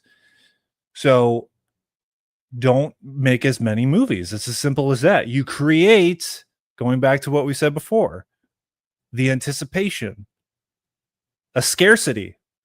What makes something valuable? It's not always available. Yeah, back in the day when they had 1 or 2 movies. Also, glad you brought up the anticipation point. That anticipation for MCU movies, you know, it was there for a while, but at a certain point, everyone goes to marriages have this too. Like after you get married and the girl's been there for a little bit, you're like, okay, I like her a lot. We're married, it's cool. It's like, you know, I don't know, what's that old saying back in the day used to have? Routine habits or whatever. This is just a routine habit, and you just don't have the same level of like, raw. I would love and go. I would have when I first saw something. Like there's always a honeymoon phase. That's the best way of putting it. There's a honeymoon phase with a lot of things. Yeah. The honeymoon phase has been over forever at this point. Now we're not in the honeymoon phase anymore. Now this is just another franchise to people. This is now where you're seeing the habits change actually. You know, a lot of people just haven't come a mind to this concept. They think it's because of, and I agree, all those other things you said are true. They're all valid and they're all true. But I do think it's because, you know, our habits have changed too. You know, life in general has changed. Like you're older now. You can't really sometimes even justify going to a movie a certain night because work, you have that. You might be tired. People have kids. The audience that grew up with these has grown up. Like I remember when Iron Man came out, I was like in 8th grade, 9th grade. I was like 15. I'm 30 now, guys. Habits have changed. Things are going to change over time. I think all of these apply, and the quality has just dipped so badly too. I couldn't tell someone to go and watch Love and Thunder at the theater. That movie's terrible. I'd rather hang myself than watch that. Yeah, which is sad because that had a packed crowd. That people like the Thor character. That's sad. We had a packed crowd. It was really packed, and everyone hated it. Everyone we love Chris Hemsworth. I think he's a very talented actor. Yeah, you know? yeah. And I think he's one of the few actual leading men that has a lot of range that as of late he hasn't really capitalized on. And hopefully he gets back to that. Michael, so weird seeing the contrast between someone with nice hair and someone who desperately needs a haircut. Michael, he's not going to date you. He's married, okay? He likes women, okay? Don't worry. Fucking hell. I know, and I know he was talking about me, obviously, you know, but it's I think there's a lot that goes into it. It's always not going to be one thing. And it also points to if viewer habits, like, because you said quality, that's another good point too, because if the viewer at any point suspects quality is dipped, they're also dipping out. We know this from TV shows, especially you've been in a TV show. When TV shows qualities in certain seasons dip, the audience just leaves. You see it dip massively. Sample, Walking Dead. When the quality dropped in The Walking Dead, everyone just left. That's one of the big examples, right? And they don't come back unless there's a season where it gets back to form. Because you always have those seasons where they kind of get back to form and it gets better. But you lost that audience. They're not coming back. You lost them. Right? Yeah, that happened with me. I don't remember what season I dipped out on, but I never returned. It's happening. Even though I'm watching it, I have that fatigue. Maybe it's not fatigue. It's just an acknowledgement of this should have ended years ago. Is Stranger Things. I've watched the first 4 episodes and I am just kind of mostly indifferent about it. I think that show should have had a 1, 2, and 3 seasons be done. I think a lot of shows should do that, and they should learn from the example that Lost set. Yes, Lost. Now it's like 20 years ago, that movie or the show. And it had to go through a trial period of realizing when they got around to season 3, we don't have an end date. We need to figure this out. And they were just stringing the characters along and literally had them locked up in cages because they didn't have anywhere else to go. They didn't know what to do. And so they went to the network and said, we need to have an end date. We need to know where we're going so we can form these arcs and stories to a cohesive manner and satisfy not just our creative intention, but for the audience as well, mostly. And so with Stranger Things, I'm just looking at this season again. I've already seen this. So the characters are a little bit older, but first of all, there are too many fucking characters now in that show that they've added. I just want the core characters. The first season is the best. Just round it down to that. And Linda Hamilton coming into the show is not going to make me give a shit. I think she's wasted so far. I don't see any justification of why she's in that show. I don't care. Really. It's like, I think the show should have ended 2 seasons ago. It's just MSK, what the heck? Of white, successful, rich, and married? What the heck? I have that too. A lot of presumptions there. God Lord, man. It's my daily life that I have to do this for. So it's goodness gracious. I also think that when it comes to a way that movies themselves could differentiate, like people keep saying like, oh, go to the theaters, get drunk. It's like you already do that. Some theaters I know sell alcohol. It's like, is that the best way to enjoy movies now, was getting wasted and being high off LSD? I know so many people that told me they watched Doctor Strange high. That makes sense. That's how you enjoy movies, I guess. But at least you're watching, I guess. Yeah. I don't normally go to, first of all, my drink of choice or whatever, something that makes me high is bourbon. That's my choice, my vice, so to speak. And I don't watch movies while drinking. Rarely. It usually, if I do, it's only because I've already seen it and I know I love it, and I just want to be in a relaxed state. There's a video that I did maybe a year ago, just talking about Sean Connery, and there was one night when I was talking in the video with my buddy, and we're in front of a campfire, a bonfire, and we're having drinks, yada yada. There are a lot of my videos that have that in front of a bonfire. But we're talking about this one night randomly that I just skipped back and forth to a few Sean Connery movies. And in Entrapment, he offers Catherine Zeta-Jones whiskey. And I said, yeah, you know what? I'm going to pour myself a glass of whiskey. And I did. And I just sat back and I relaxed as I watched the charm and magnificent screen presence that Sean Connery had. And the title of the video is Sean Connery was the peak of masculinity, or the apex. Just the ease that he had on screen was just, where is that? Especially for someone who was in his 70s and he was still thriving in his career.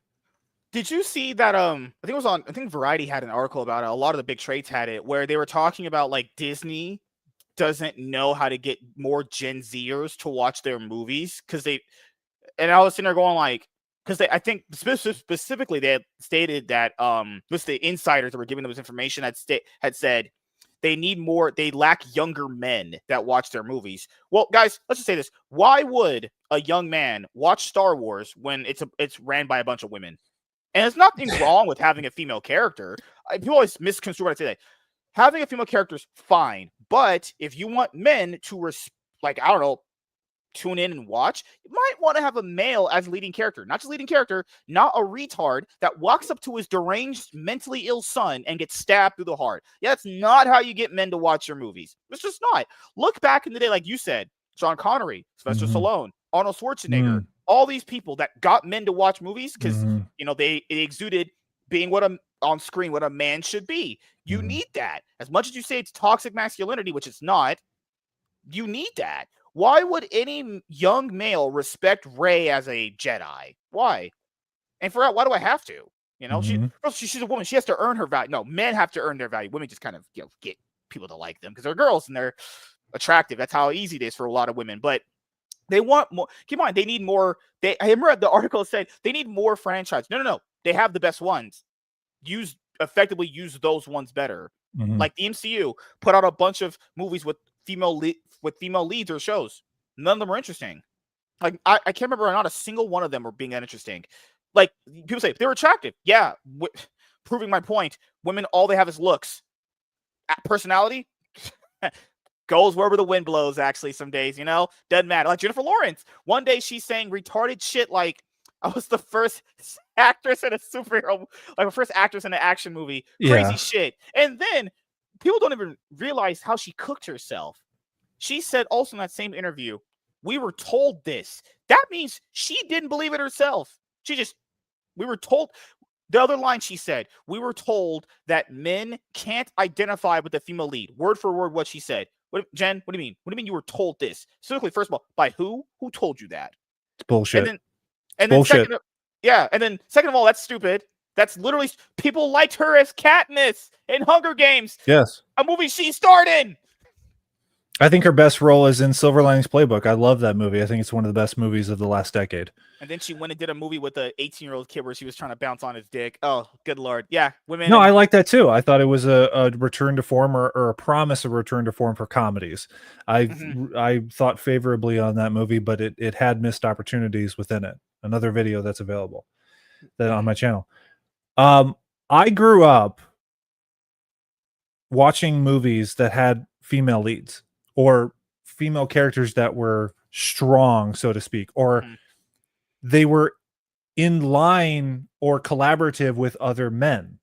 There's a movie that not a lot of people know about that's coming to mind called Shipwrecked. This was a movie that was distributed by Walt Disney in the 90s.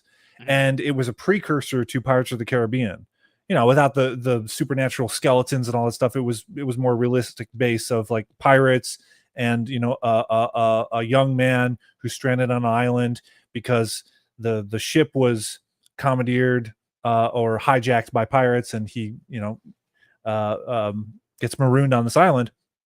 But in amongst that, there's a female character around his age, like 15 or 14, that it was a stowaway on the ship, this British ship that he was working on, and she's a feisty character. And at the end of the movie, she's the one that sets off the cannon that blows up the rowboat of the pirates.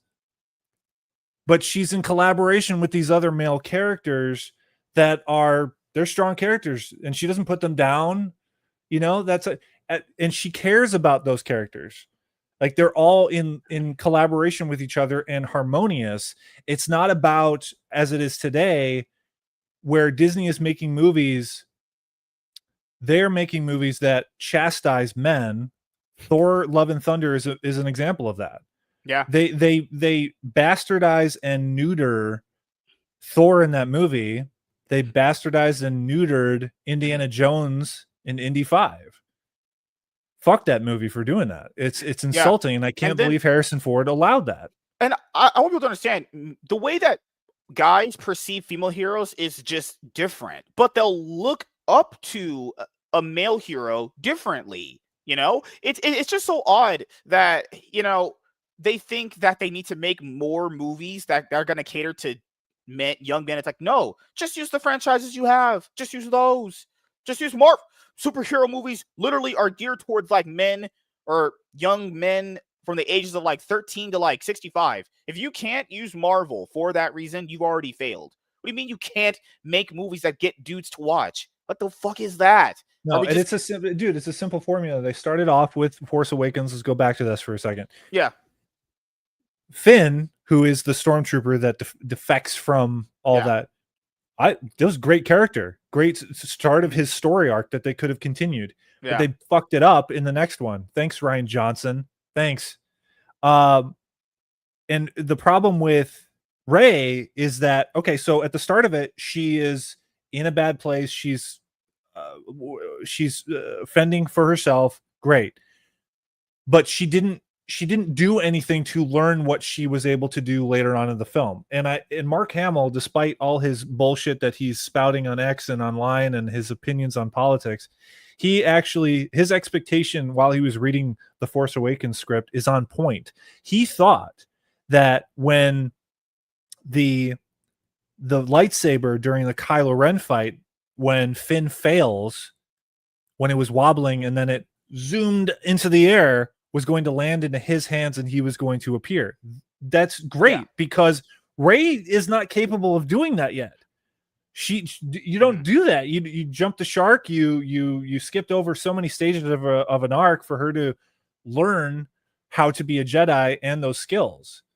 And you take away an interesting aspect of a lot of movies that we watch, such as going back to the Rocky archetype. What are the aspects of Rocky that we love? We love those montages of him training to get to the point where he can defeat the bad guy. Mm-hmm. Ray didn't have any of that shit. Mm-hmm. They skipped the stages that the character needed. Same thing in Ant-Man 3. People ask, like, why didn't people care about the daughter? Two things why. We saw Hank go from being this essentially deadbeat loser who couldn't get it right to a guy that became essentially the hero. You didn't see that with his daughter.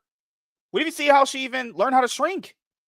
Then another thing that they did was Judy Greer's character, another underrated actress. Her acting is so good. Great female character in a lot of movies and TV shows she's been in.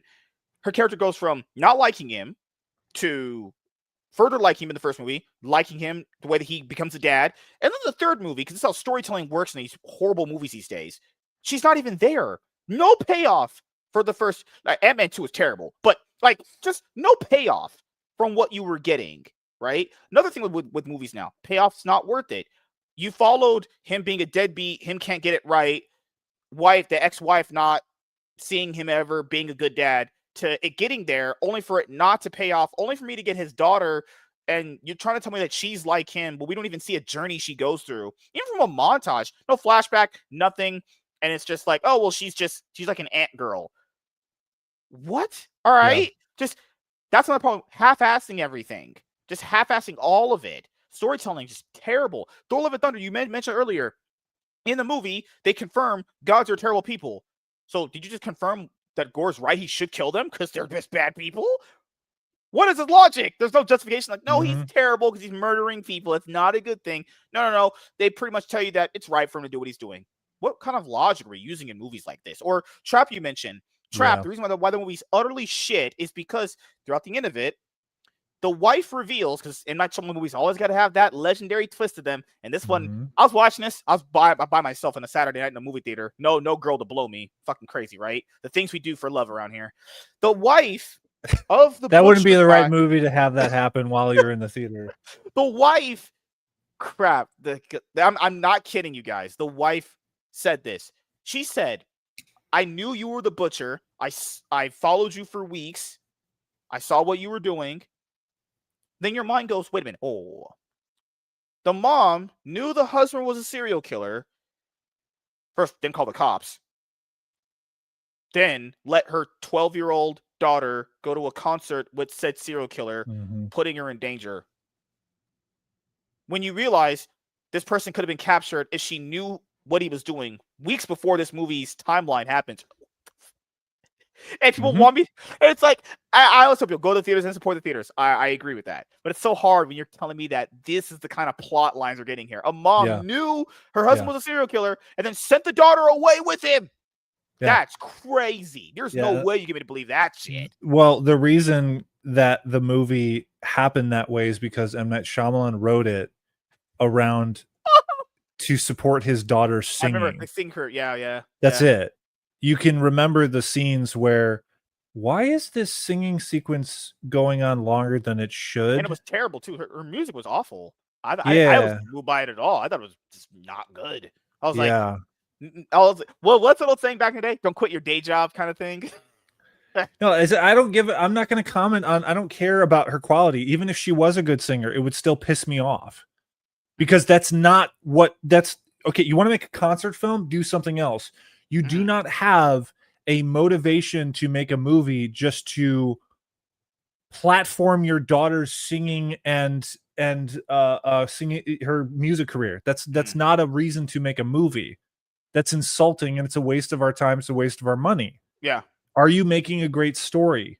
Are you intriguing us? Are you creating as great stories as you used to, like Sixth Sense and Signs? He's not. He went back to his ways of The Happening, which is probably one of the worst movies ever made, honestly. That movie's terrible. Good Ironically, Lord. Yeah, hilarious, yeah. Good. With Zoe Deschanel and Mark Wahlberg. Mark Wahlberg, another guy. I can't stand watching that guy in movies anymore. He's just so flat. He doesn't care. I can tell, you can tell when this is a leak terminology I use for a lot of movies now. You can tell when someone's just running it. If people don't know what it means, when someone's blatantly running it down, it means we always say they're not using their brain. They're not giving a shit. It's essentially not giving a shit. I can tell when an actor is not giving a shit. I.e. Mark Wahlberg in any movie he's been in the last 3 years. M. Night Shyamalan, to be fair, you could always argue, was he ever caring? You can tell he cares. It's just he writes and directs all these movies for you look at all his credits. He has a lot of movies. He's always writer, director, everything. He needs to offset some of these duties to other people. I think Trap in theory could have worked if it was just off the premise. Like the trailers, when I saw the trailers, I was like, this okay. You got me. Premise, you hooked me. Then I watched it, and then I realized another problem with movies. If you watch the trailer of Trap on YouTube, still right now, before watching this movie, you've seen the entire movie. You've pretty much seen the entire movie for a second half. That's all in the trailer. That's not a problem movies have. The trailers reveal everything. Like, you mentioned Brave New World. Brave New World revealed everything. You didn't miss anything because the trailers gave you everything. Blue Beetle had almost had a 3-minute trailer. That revealed almost the whole movie. Trailers need to be a little bit more secretive with stuff. Just intriguing. A little bit. Yeah. Good Lord. Unless you're going to have 184 levels of trailers where it's just good trailers, bad movie. And that was just... It was crazy. Rachel Zegler's character in Shazam 2 is a 1,000-year-old Greek goddess. Good Lord. Their standards have fucking died if she's that. And then she ended up being with the 17-year-old underage adopted younger brother of Billy. I saw no one calling that out. I mean, it was rightfully so. People called out when Gal Gadot's character randomly raped a guy who wasn't there because he got taken over. That's good. Why do we call out Rachel Zegler for the same thing? She was an 1,000-year-old Greek goddess, clearly like MILF level.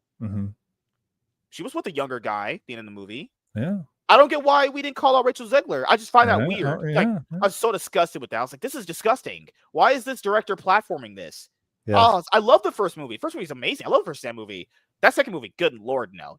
I'm supposed to support this with my money. Older lady doing that. Yeah. Well, I'll tell you, is because women have a double standard that they don't want to look at. And I agree. Yeah. Look, I grew up with 6 sisters. Damn. I have a little sense of this. And it is absolutely true. And part of the relationship between men and women in this world is men are there to call that out. Whether they like it or not, there's a balance. There's a yin yang. Okay. And when women don't see that double standard, the men is there to call them out. And when men don't see a certain aspect of what they're doing, the women call them out. This is the balance of life. But what I've noticed is if you call a guy stupid or an idiot or a crackhead, for the most part, people go like, all right, cool. They'll laugh. They'll joke about it. Because I have a saying here sometimes, 95% of women are trash. People are like, how dare you? Oh. If I said 95% of dudes are trash, people would probably agree with me. Even though that's wrong, I would never say that. But if I say 95% of women are trash, people just get up and how dare you? It's like, what are you talking about? But it's one of those like crazy things that get conversation started, you know? But I've noticed with life too, dude. It's like calling out men is okay, but if you call out women, that's like, what's that old word? Sacrilege. It's like sacrilege. You can't call out women. Why? Social faux pas. Yeah, and that's why women's moral values just drift with the wind. Like a good example of this would be Emma Watson recently, where she pretty much went like, I kind of only attacked J.K. Rowling because it was just where the wind. That's why I always say women's morals go where the wind blows.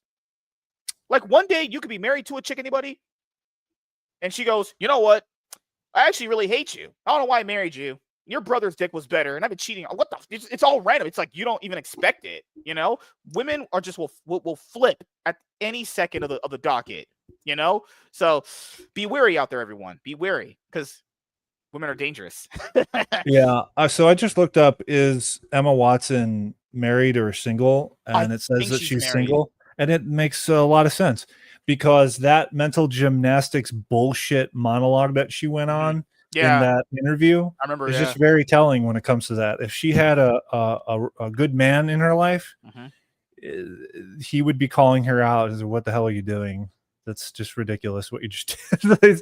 It's just this is part of the balance in life. This is why all the way back in Genesis, God tells us that it's not good for the man to be alone.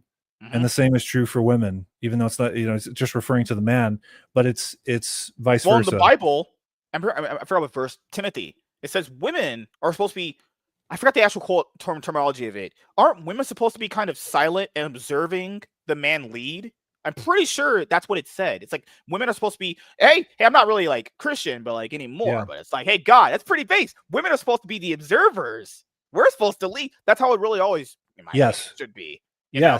In terms of leading, in the relationship, I've noticed that the relationship will thrive when the man is leading and the woman loves the husband or boyfriend. I mean, ideally the husband, because we want more people to get married because marriages have gone down. But the reason that divorce rates are so high is because of the inclusion of feminism, and they expect to be doted upon in a way that is getting rid of the what makes a man and turning him into a husk. And I speak, even though they don't even like that.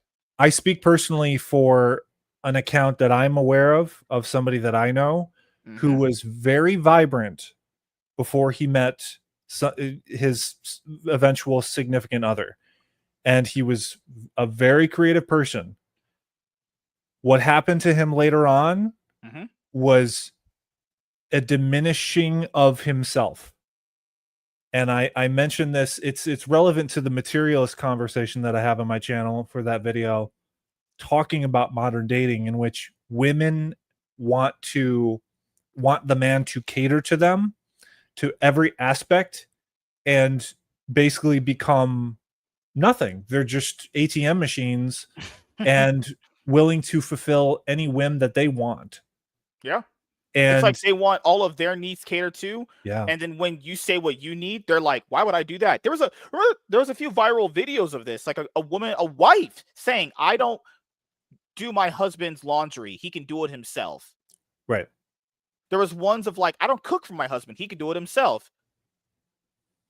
I thought marriage is supposed to be both people working together to make things best for both each other and their kids if they have kids or whatever. It's like, that's always been a red flag too. Back in the day when social media was first starting and women would go on like Facebook and they would say how bad their husbands are. It's so weird how they would bash someone that they apparently love so much to a bunch of random strangers. And then that is just, they're cool with that. And then they'll say things like, why do people not think I'm a good wife? Gee, I wonder what good wife would go on like social media and say how bad her husband is. Gee, that's not a good thing. It was just a thing that women were just doing. I'm glad social media exists because it exposed women for what they are, because we had to deal with all these myths and bullshit back in the day. Remember the original one? Women are always right. We know that take aged like milk.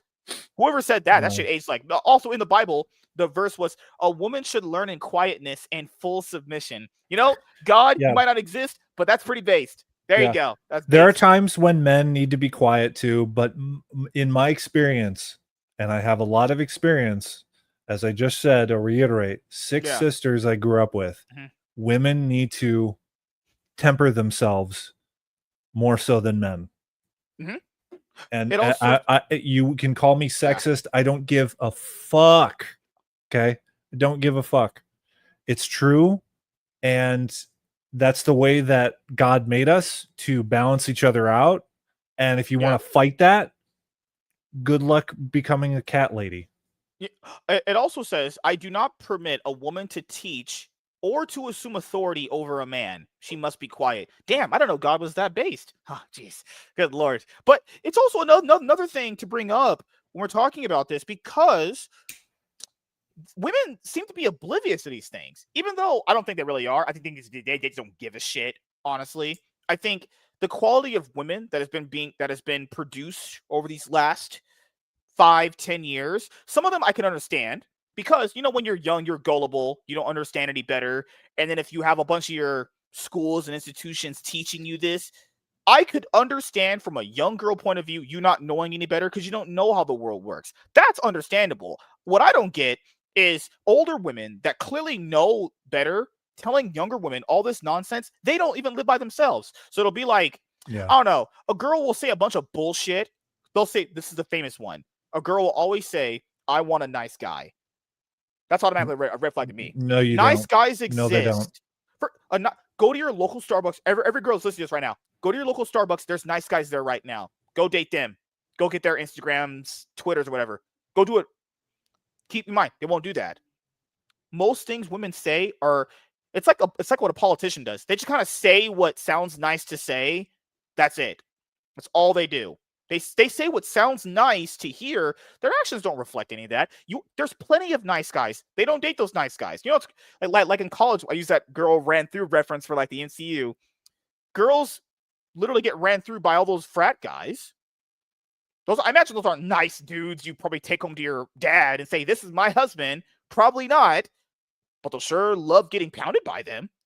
It's almost like they're full of shit. That's literally what that would mean. Your actions over words. But but people always look at women differently. It's words over actions. It's like, no, someone's actions are showing me they're not living by what they're saying. I'm done. I don't believe you. That's just how it works. Most guys will do that. And most people have. I think most guys actually have that sixth sense. They don't like expressing it because it causes people to call them misogynistic, sexist, all that stuff. You know, I think people just don't like being called those things, so they just get a little standoffish. Like a bunch of these simps out there paying for OnlyFans, which is insane. They don't understand. You have all this money. Apparently, you have all this money. You will literally get women just because you have money. I can tell you that right now. Women they're very materialistic. You have all this money you're spending on, let's say, Sophie Rain. Why? You just having all that money, you'll get girls. Why are you spending on a girl that'll never even see you? That's just crazy to me. It's like this is the trick when it comes to modern dating. You can have money, and that's good. The question is who you're going to dole it out to. If it's going to be the woman who is going to want to go to the most expensive restaurant and expect to do that, leave her behind. It's the woman who's okay with going to Chipotle. It's the woman who is okay with going on a walk downtown, whatever, along the lake or whatever. It's the simple things that they appreciate that, and they still love you, and they appreciate you either way. It doesn't matter. That's the woman to value right there.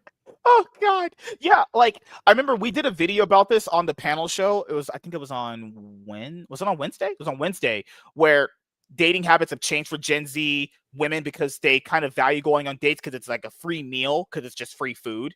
They might even like you. They just want you for your free food. I'll say, if that's the case these days, I said less than, like you said before, what's wrong with going to McDonald's or Chipotle or Burger King on a first date? What's wrong with that? I don't want to spend that much money invested on a first date.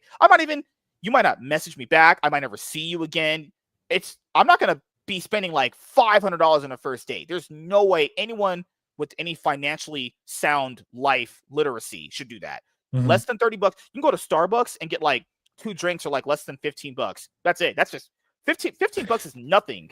And not even dinner. It doesn't have to be dinner, dude. It can be, you can meet up for coffee or tea somewhere else, or maybe you don't go anywhere. You just meet in some location that's in public. And you're just, you see if you connect. It's as simple as that. There doesn't have to be a meal in between you in order for it to be a date. Yeah. Or movies too. I always said movies was kind of bad for a first date, only because somewhat. It just it really does depend. Because like you want to get to know someone, so taking them and sitting down in a dark room by yourself, it can be pretty hit or miss. That's a later date. That's something that you do maybe 2-3 dates in. Yeah. She already gave up on the first date. Yeah, you need to well that's not necessarily, I'm not going to say a bad thing, because you may have an unbelievable connection with a woman who will fall for you and is willing to go to bed with you. Doesn't mean it's good. In terms of like it doesn't necessarily entirely reflect on her character. It just means that she really, really likes you and you're making a huge impression on you. The question is, what are you going to do to preserve that connection? And are you going to cheapen it just by going to bed with her? And are you going to just ghost her the next day? When if you held off, delayed gratification. Here we go again. There's the theme brought back. Are you going to wait until, well, if we're going to go to the biblical side of things, sex being for marriage, I say this to a whole bunch of people. They, in the modern age, people think that sex after marriage is unrealistic. It's ridiculous. Yeah. Well, first of all, marriage happened a lot quicker back then. Yeah. Right? Hundreds of years ago, and even 50 years ago, it happened a lot quicker. But the reason that rule is there is not because God said, I want to stop you guys from having fun. Stop that. All right, cut it out. It was there to prevent the occurrences of terrible things that have happened, or disconnection, or ghosting, people getting hurt, people getting assaulted, all that type of shit. When those delineations and boundaries were there, that all those incidences, they go away. Mm-hmm. But that's why that rule is there, to make sure and prevent terrible things or hurtful things from happening to people. That's all. It's not because no fun for you. It's not that. Yeah. Also, it's a guide. It's to protect people. Also, this thing is, I do fall under this mindset a little bit when it comes to women. Like, people can say women are like the gatekeepers of sex to a certain degree, because if they don't, well, they are. No, that's true. So the thing is, if women have to understand this, if they had better standards and better selections of what men they'd offer sex to, things would change drastically a lot. Because for one, that would show to a lot of guys, hey, you actually have some self-respect. A lot of girls don't get this. Opening your legs to, like, let's say 50 guys, people, and this is just me, most dudes are not going to respect you. Now, is that right or wrong? Who really cares? Doesn't matter. I had to make the rules. This is what the society we live in. I'm not going to respect a girl that had 50 dicks in her mouth. Why? The fuck? No way. I'm not doing that. That shows me right there, she literally has no self-control. Why would I want that for a wife? Yeah, and that can show. I'm not saying it's a rule that it shows in the way that their attitude is. It's the way they handle themselves. It just comes across. And there are some women that maybe come from a past that's like that they don't want to do that anymore. Going back to movies, in Silver Linings Playbook, Jennifer Lawrence's character went through a grief period where she slept with everyone in her office. And there's a reason that she was hurting because her husband died. But I mean, she was still sleeping around, and that had an effect on her. But at the start of the movie, when we meet her, or midway point of the movie, is she says she doesn't do that anymore. It's told she doesn't do that anymore. And all of a sudden, that character, she has a past, but she's grown from it, and we see this other side of her, and we like her. She has a standard. And there's also an anticipation there with Bradley Cooper and she getting together. They don't sleep with each other in that movie. They don't. At most, they kiss. That's it. I think also guys have got to understand this too. That you should always be prepared in most situations. I'm not saying that all girls are going to do this, but if everyone's been talking about how bad the dating pool is, these things are happening. It's just, I think naturally, as a person, for me, I'm just prepared for a lot of situations. Like, I would say, hey, this might happen. I'll do this. This happens. I might do this. Then again, Batman planning only happens in movies, guys. I'm joking. I'm not actually Batman. But I think guys go with girls and they don't understand how they actually interact. They're thinking like girls want this like simp white knight guy from like a Disney movie. It's like, no, they don't. The faster you realize that's actually flipped, the joke would be like, if you ever watch Beauty and the Beast, girls would want Esteban. They wouldn't want the Beast. That's actually real life. But in movies, it would be girls want Prince Charming. Girls wouldn't want a guy like that. No, in real life, girls want the villain. They might never say it out loud. They'll never say the quiet part out loud, but that's what they want throughout their actions. It's just like there's girls that slept with P. Diddy. He's a terrible person. Why? Yeah. And they know he was a terrible person. This isn't like, I didn't know who this guy was. And the lady willingly slept with him and had multiple kids with him. This is how you know women's values for dudes is literally anything based off status they can get from a guy or money. That's correct. It. A lot of occurrence happens with that where they know the status of the person and they know that they can attach themselves by getting pregnant and then suing them and getting child support for the rest of their lives. So there's that way of manipulation. when it comes to people that have that subconsciously they don't even know what they're doing, and they go into a situation where they like an asshole and they go for him and they sleep with him, yada yada. They want somebody who knows how to be an asshole but chooses not to be an asshole. Yeah. A good man is someone who knows how to be evil but doesn't do it, who knows how to be a deadly weapon and doesn't kill people. It's a principle in martial arts and in the military. All these people are capable of taking down anybody, whether it be through hand-to-hand combat or through firearms. If they're concealed carry, etc., they're not pulling their firearm out and willy-nilly shooting whatever. It's they hold back. They know when to hold that power and when to use it. That is the type of man that women really want. Yeah, they don't want this like nice guy bullshit they're saying. It's like, I want people to also understand before we go, because I think I want to ask you before we head out, because I can get to my next show after this. Sure. Girls have options, okay? Now, obviously, when you meet, if you even still believe in the right one as a concept for a lot of you people, once you meet the right one, she's only going to be for you. But keep in mind, that's a fairy tale that still exists, and that's not happening for most average guy. What happens for most average guy is they think when that girl takes them or goes out with them, they think she's just exclusive with them. No, I can almost, fucking hell, knowing from my ex was an average looking lady, I know a lot of these women have at least 20 plus messages, maybe more, of a bunch of guys going after them. Like the average woman has like a lot of people trying to go after. And keep in mind, imagine all these options you have. Now imagine as a guy, you had 30 options of women. I'm not really into black girls. So let's say I had a bunch of white girls, Mexican girls, and a lot of Asian girls after me. Well, why would I obviously from a guy's perspective, it's just way different. But from a girl's perspective, which makes it weird, is because if she has that many options, what would make you stand out to her? As an average guy, let's say you worked at like Costco, right? Let's say that's fine. That's a fine job. I'm dissing like those jobs. You wouldn't stand out amongst the guys that's in her DMs from Instagram who are like, I don't know, business owners who make like, I don't know, 100K a year. You don't stand out to them because they have this many options trying to get with them. You know, but the mistake that they make is with the successful entrepreneur or CEO, etc.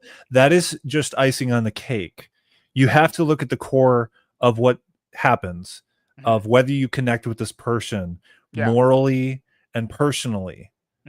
You have to look at the baseline of things. If you are somebody that doesn't have, if you are sitting with somebody, a man or a woman, whatever, and the world ended and you were just alone in the world, or a desert island situation, that's a better example. Who would you want out of that select group of guys to be on a deserted island with? Oh yeah, it's great that he's a CEO. It doesn't matter when it really matters. Yeah. Can you live with this person? Can you love this person for the rest of your life? Those femboys that girls say I remember a girl at my work said, "Oh, like what? Just randomly, what guys are you into?" She's like, "I like femboys." I was like, "All right, red flag. I'm done." She had a nose ring too, and she was light skinned, black too. I was like, oh, all the red flags right there. I was like, a lot of these things that girls say they would prefer having in men. There's no way. There's absolutely no way. If you were on a deserted island with no way of getting out, you would want to be on that guy. There's no way. I don't believe it. That's why I said for always when it comes to women, wherever the wind blows, that's where they're going that day. If OnlyFans is it, that's where it's at. Then if it's being a traditional wife, that's where it'll be at in a few years. It'll go back to something. We just don't know what yet, you know? But the thing is, we can't just open OnlyFans. I can't just go and spread my ass for like $5.99.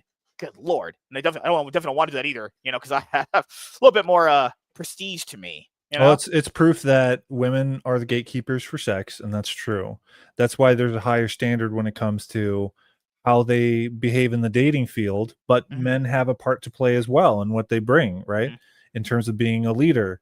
And what it comes down to, and I think more people need to be encouraged about this, is when you go out on a date, don't be afraid to, as long as your intention is to actually find somebody that you want a real relationship with and you want to marry, get into, in the first date, what are your morals? What do you believe in? How do you see yourself in 5 years? Ask each other that question. And if she isn't willing to have that conversation or is put off by it, yeah, she's not for you. She's not ready. Oh, body count in that too. I know that's always one that comes up now too, is like body count and stuff like that. And girls will ask, why does a guy care about my body count? Well, then again, if you're gonna use logic like that, why do you care how much money I make? I guess we should use that logic of it's about what's the saying? It's not about what someone has, it's about what's inside them. That was the old saying, right? Mm-hmm. But it doesn't really play out like that. Someone's past matters. Hypothetically, I'm saying this has ever happened.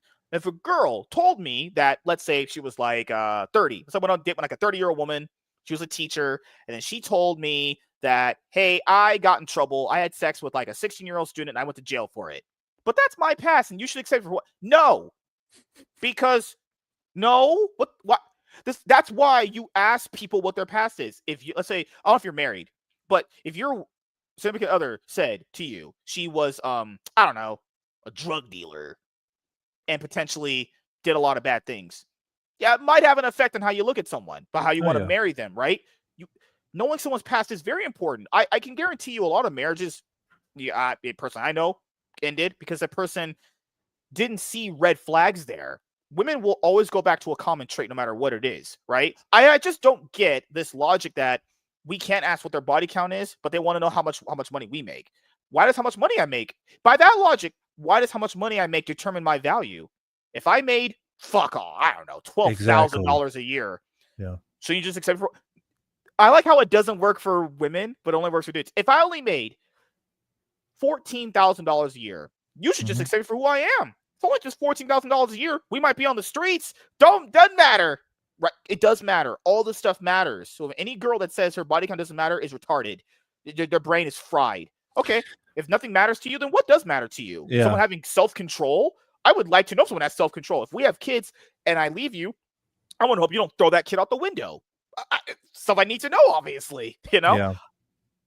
But, and you get a sense of somebody on that date, and you do have to have discernment when it comes to, are they telling me the truth? Are they being genuine? Yeah. And if there's anything off in your instinct and your intuition, then you be apprehensive about continuing being in that relationship with somebody. And you know, when it comes to status and fiscal security, that is all well and good, and there's nothing wrong with having money. The only problem is the love of money the focus. Well, it says, the verse says that the love of money is the root of all evil. Okay. Yeah. So it's not a problem having the money. Is that your focus? Is that the love? Is there just idolatry when it comes to money? And the thing that's encouraging is that when you look at Christ, he was a nomad. He was a carpenter. He was a blue collar worker. Right? And we're encouraged to be like Christ. Well, then that leaves out the aspect of being a rich man.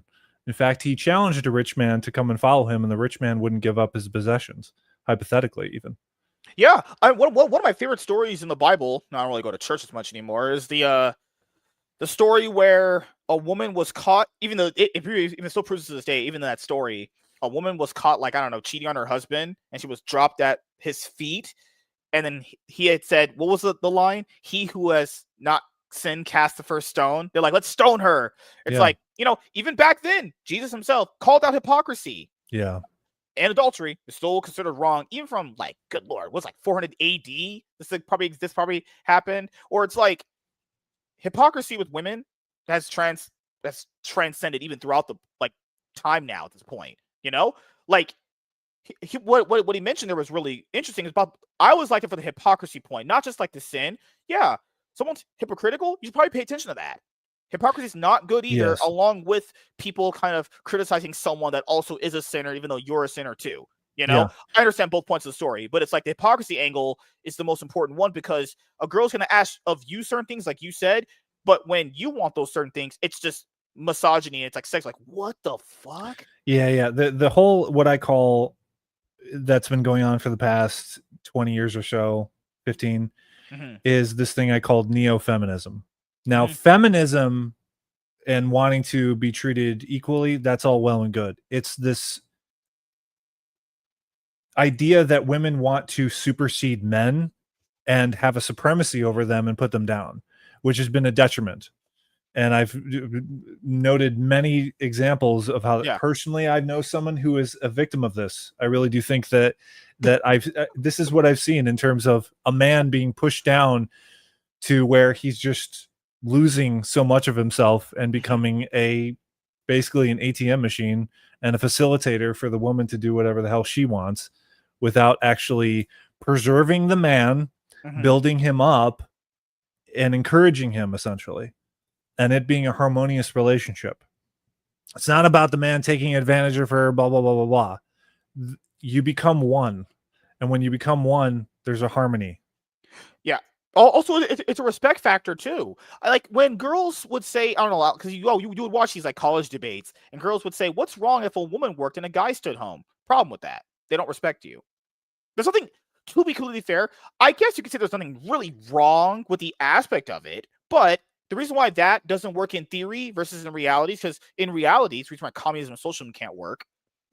All these things kind of play out in theory, but in actual reality, they can't. Because if a woman works and a guy doesn't, and he stays home, they do the duel, they do the swap role, she won't respect you. I can almost guarantee she won't respect you.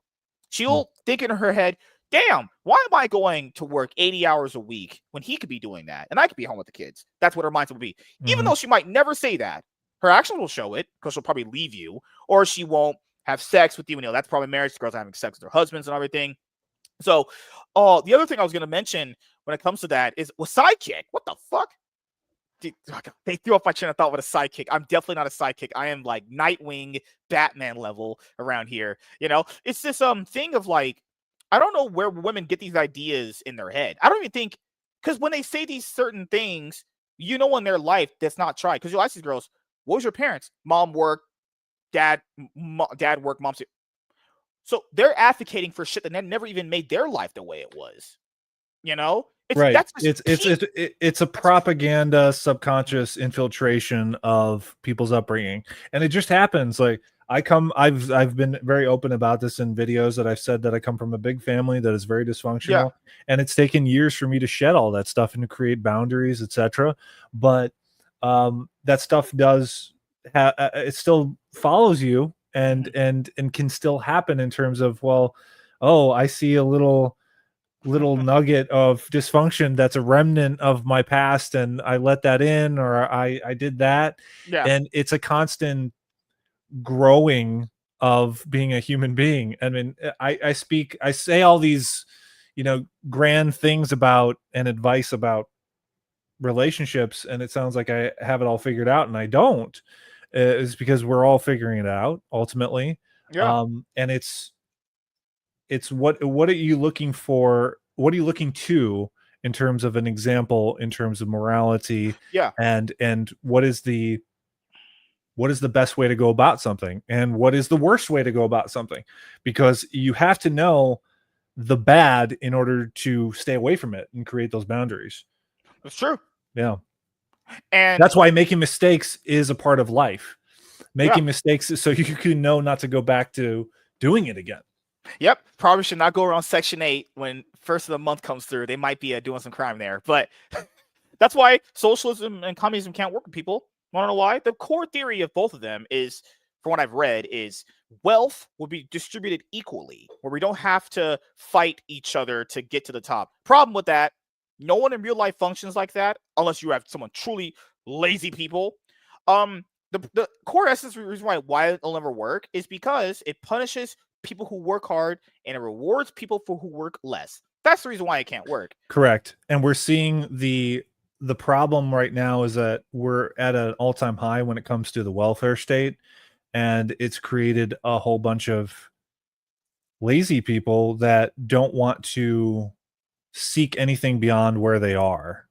And that's the problem is there has to be productivity or a goal and a passion in life when it comes to a man in particular. And I speak as someone who look, I've worked in the film industry for 10 to 15 years, and I've had a chaotic career, but I've been married 10 years. I have a very good woman, and she believes in me, but she has been very upfront when it comes to if you stopped wanting to be who you want to be, if you stop wanting to play out your passions, and you stop wanting to do this and this and that, the dreams that you've had since you were a childhood, and you give them up, I think I'm out of here. Yeah. She said nothing about financial success, etc. Mm-hmm. She never said that. Mm-hmm. It was about having it was about having a compass and keeping that alive, and having a goal and passions. Also, the last few things I'll ask you, man. The first thing is, do you have anything planned coming up for the end of 2025 going into 2026 that you would like to let the audience know about? I'm considering to do some live streams. I think I might do one when it comes to the Scream franchise. There are a few. Oh, I love that franchise. Yeah. So right now I have done a couple franchise retrospectives that are in depth when it comes to, I did Mission Impossible, the Jurassic series, and Superman. Those are membership live streams, but all the other videos are available to watch. But with the Scream franchise, I think when I do that, when Scream 7 comes out, which I'm excited for, there's something about that series that really makes me energized. I'm a fan of it. And some of the can't wait for number 7. I can't well, wait that's for the thing. 7 So some coming of the out. some of the videos I did 5 and 6 videos for those movies, and those are some of the highest rated in terms of views, people and comments. Like, it really gets people talking, which is really cool. So I'm excited for Scream 7. Me too. And I think I might do a live stream retrospective with a panel, and we talk about each film. And all of my live streams do that.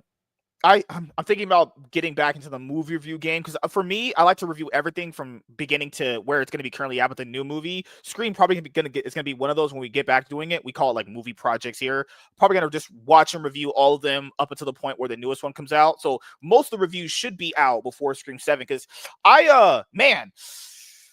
good Lord, what they did to Melissa Barrera is so weird. Good Lord. I hope people go and support 7. I hope they do. But then again, like I said before earlier, what people say on the internet versus what they actually do is so different, So, I'll say I had more people in my theater watching Scream 6 than watching any of those DC movies, I'll say. There was more people watching Scream 6 with me than The Flash. That's crazy, right? Yeah. But I enjoyed Scream 6. I did enjoy it. Scream 5 was not as enjoyable. I thought 6 was a little bit more better. I have the opposite take of that. If you watch my Scream 6 video, you'll see what I mean, dude. You're not a Scream 6 enthusiast. I'll tell you why, man. I didn't like certain aspects either. It were off. I was like, fuck. It always gets to that. Like, you think you're having a good time with the movie, and then some dumb shit happens. You're like, all right, I know this is dumb in a concept format, but this is actually dumb even for this. Like, the ending twist where apparently, like, her dad is like this cop, and then she like has a fake death, and like you would think like coroners don't notice a fake body there. It's like, what? That's the problem. Movies will entertain me, and then they'll do some stupid shit like that these days. It's always that. It's always, this is good. Now it's stupid. I'm like, all right, now I'm out. Well, I knew that actor playing the father, and he's a cop at the forefront of the movie in the middle. Yeah. The way that he was doing his performance was so fucking obvious that he was the killer or one of the killers. And I get more in depth in the video about that. Yeah. But yeah, the problem with a lot of that movie is that the way that the writing is, the way that the actors handle the characters, especially these actors portraying the killers. Ever since Scream 1, everyone's trying to be like Matthew Lillard and crazy, wild-eyed, and I'm gonna kill you. Yeah, you're not. Stop acting like Matthew Lillard and do your own thing. I think that's the problem. One of the problems with the what's that? I think Scream 4 changed it up a little bit more. Yeah, but that was the last one with Wes Craven, and he was aware of that. Yeah. Man. Oh God, Scream 3. I remember watching it, not liking it. But I remember there was, even though I think that's another thing movies had back in the day. Even if you watched it and didn't like it, you were still entertained. That's another thing. Yeah, I think they're great aspects to Scream 3. I think they're great aspects, and I think Scream 3 is leaps and above better than 5 and 6. Yes. Yeah. Last thing I'll ask you is, do you have any shout outs you want to get to anyone in particular and anything else you want to say before we head out? Anything else besides the live streams that I do a lot of guest spots on other channels, which I love to do because I get to collaborate with people such as you. And this is the first time you having me on this show, and I appreciate you inviting me on, dude. Yeah, anytime. Yeah. So that's where usually I'll be. I think the next one I might be doing is Box Office Brawler. I don't know. He's another guy to consider having on as well. He's a great young guy. He's Gen X. I think I may have messaged him. No, I couldn't. I think his DMs were off. I'll have to find his Twitter. I'll let you know if I could message him. I'm pretty sure I couldn't because his DMs were off on Twitter. No, he's well spoken. He's one of those rare Gen X guys who isn't saying like all the time in between each words. He's well spoken and he's thoughtful, and he's polite, and he's pleasant to be around. Oh, and I really enjoy his company when he has me on. He's great. Yeah, I recommend it. Can't wait till you come back on the show again for a second appearance, because what's crazy is there's other aspects we didn't get into, but that's how these things kind of go. You just have a conversation and you see where the wind blows. At least my morals are staying. Women, next week, I don't know. OnlyFans will be shut down, and then they'll be deciding, I don't know, let's go be clowns in circuses, because that's what we're going next to. You're a real trooper, Kyle, for braving a MSK stream.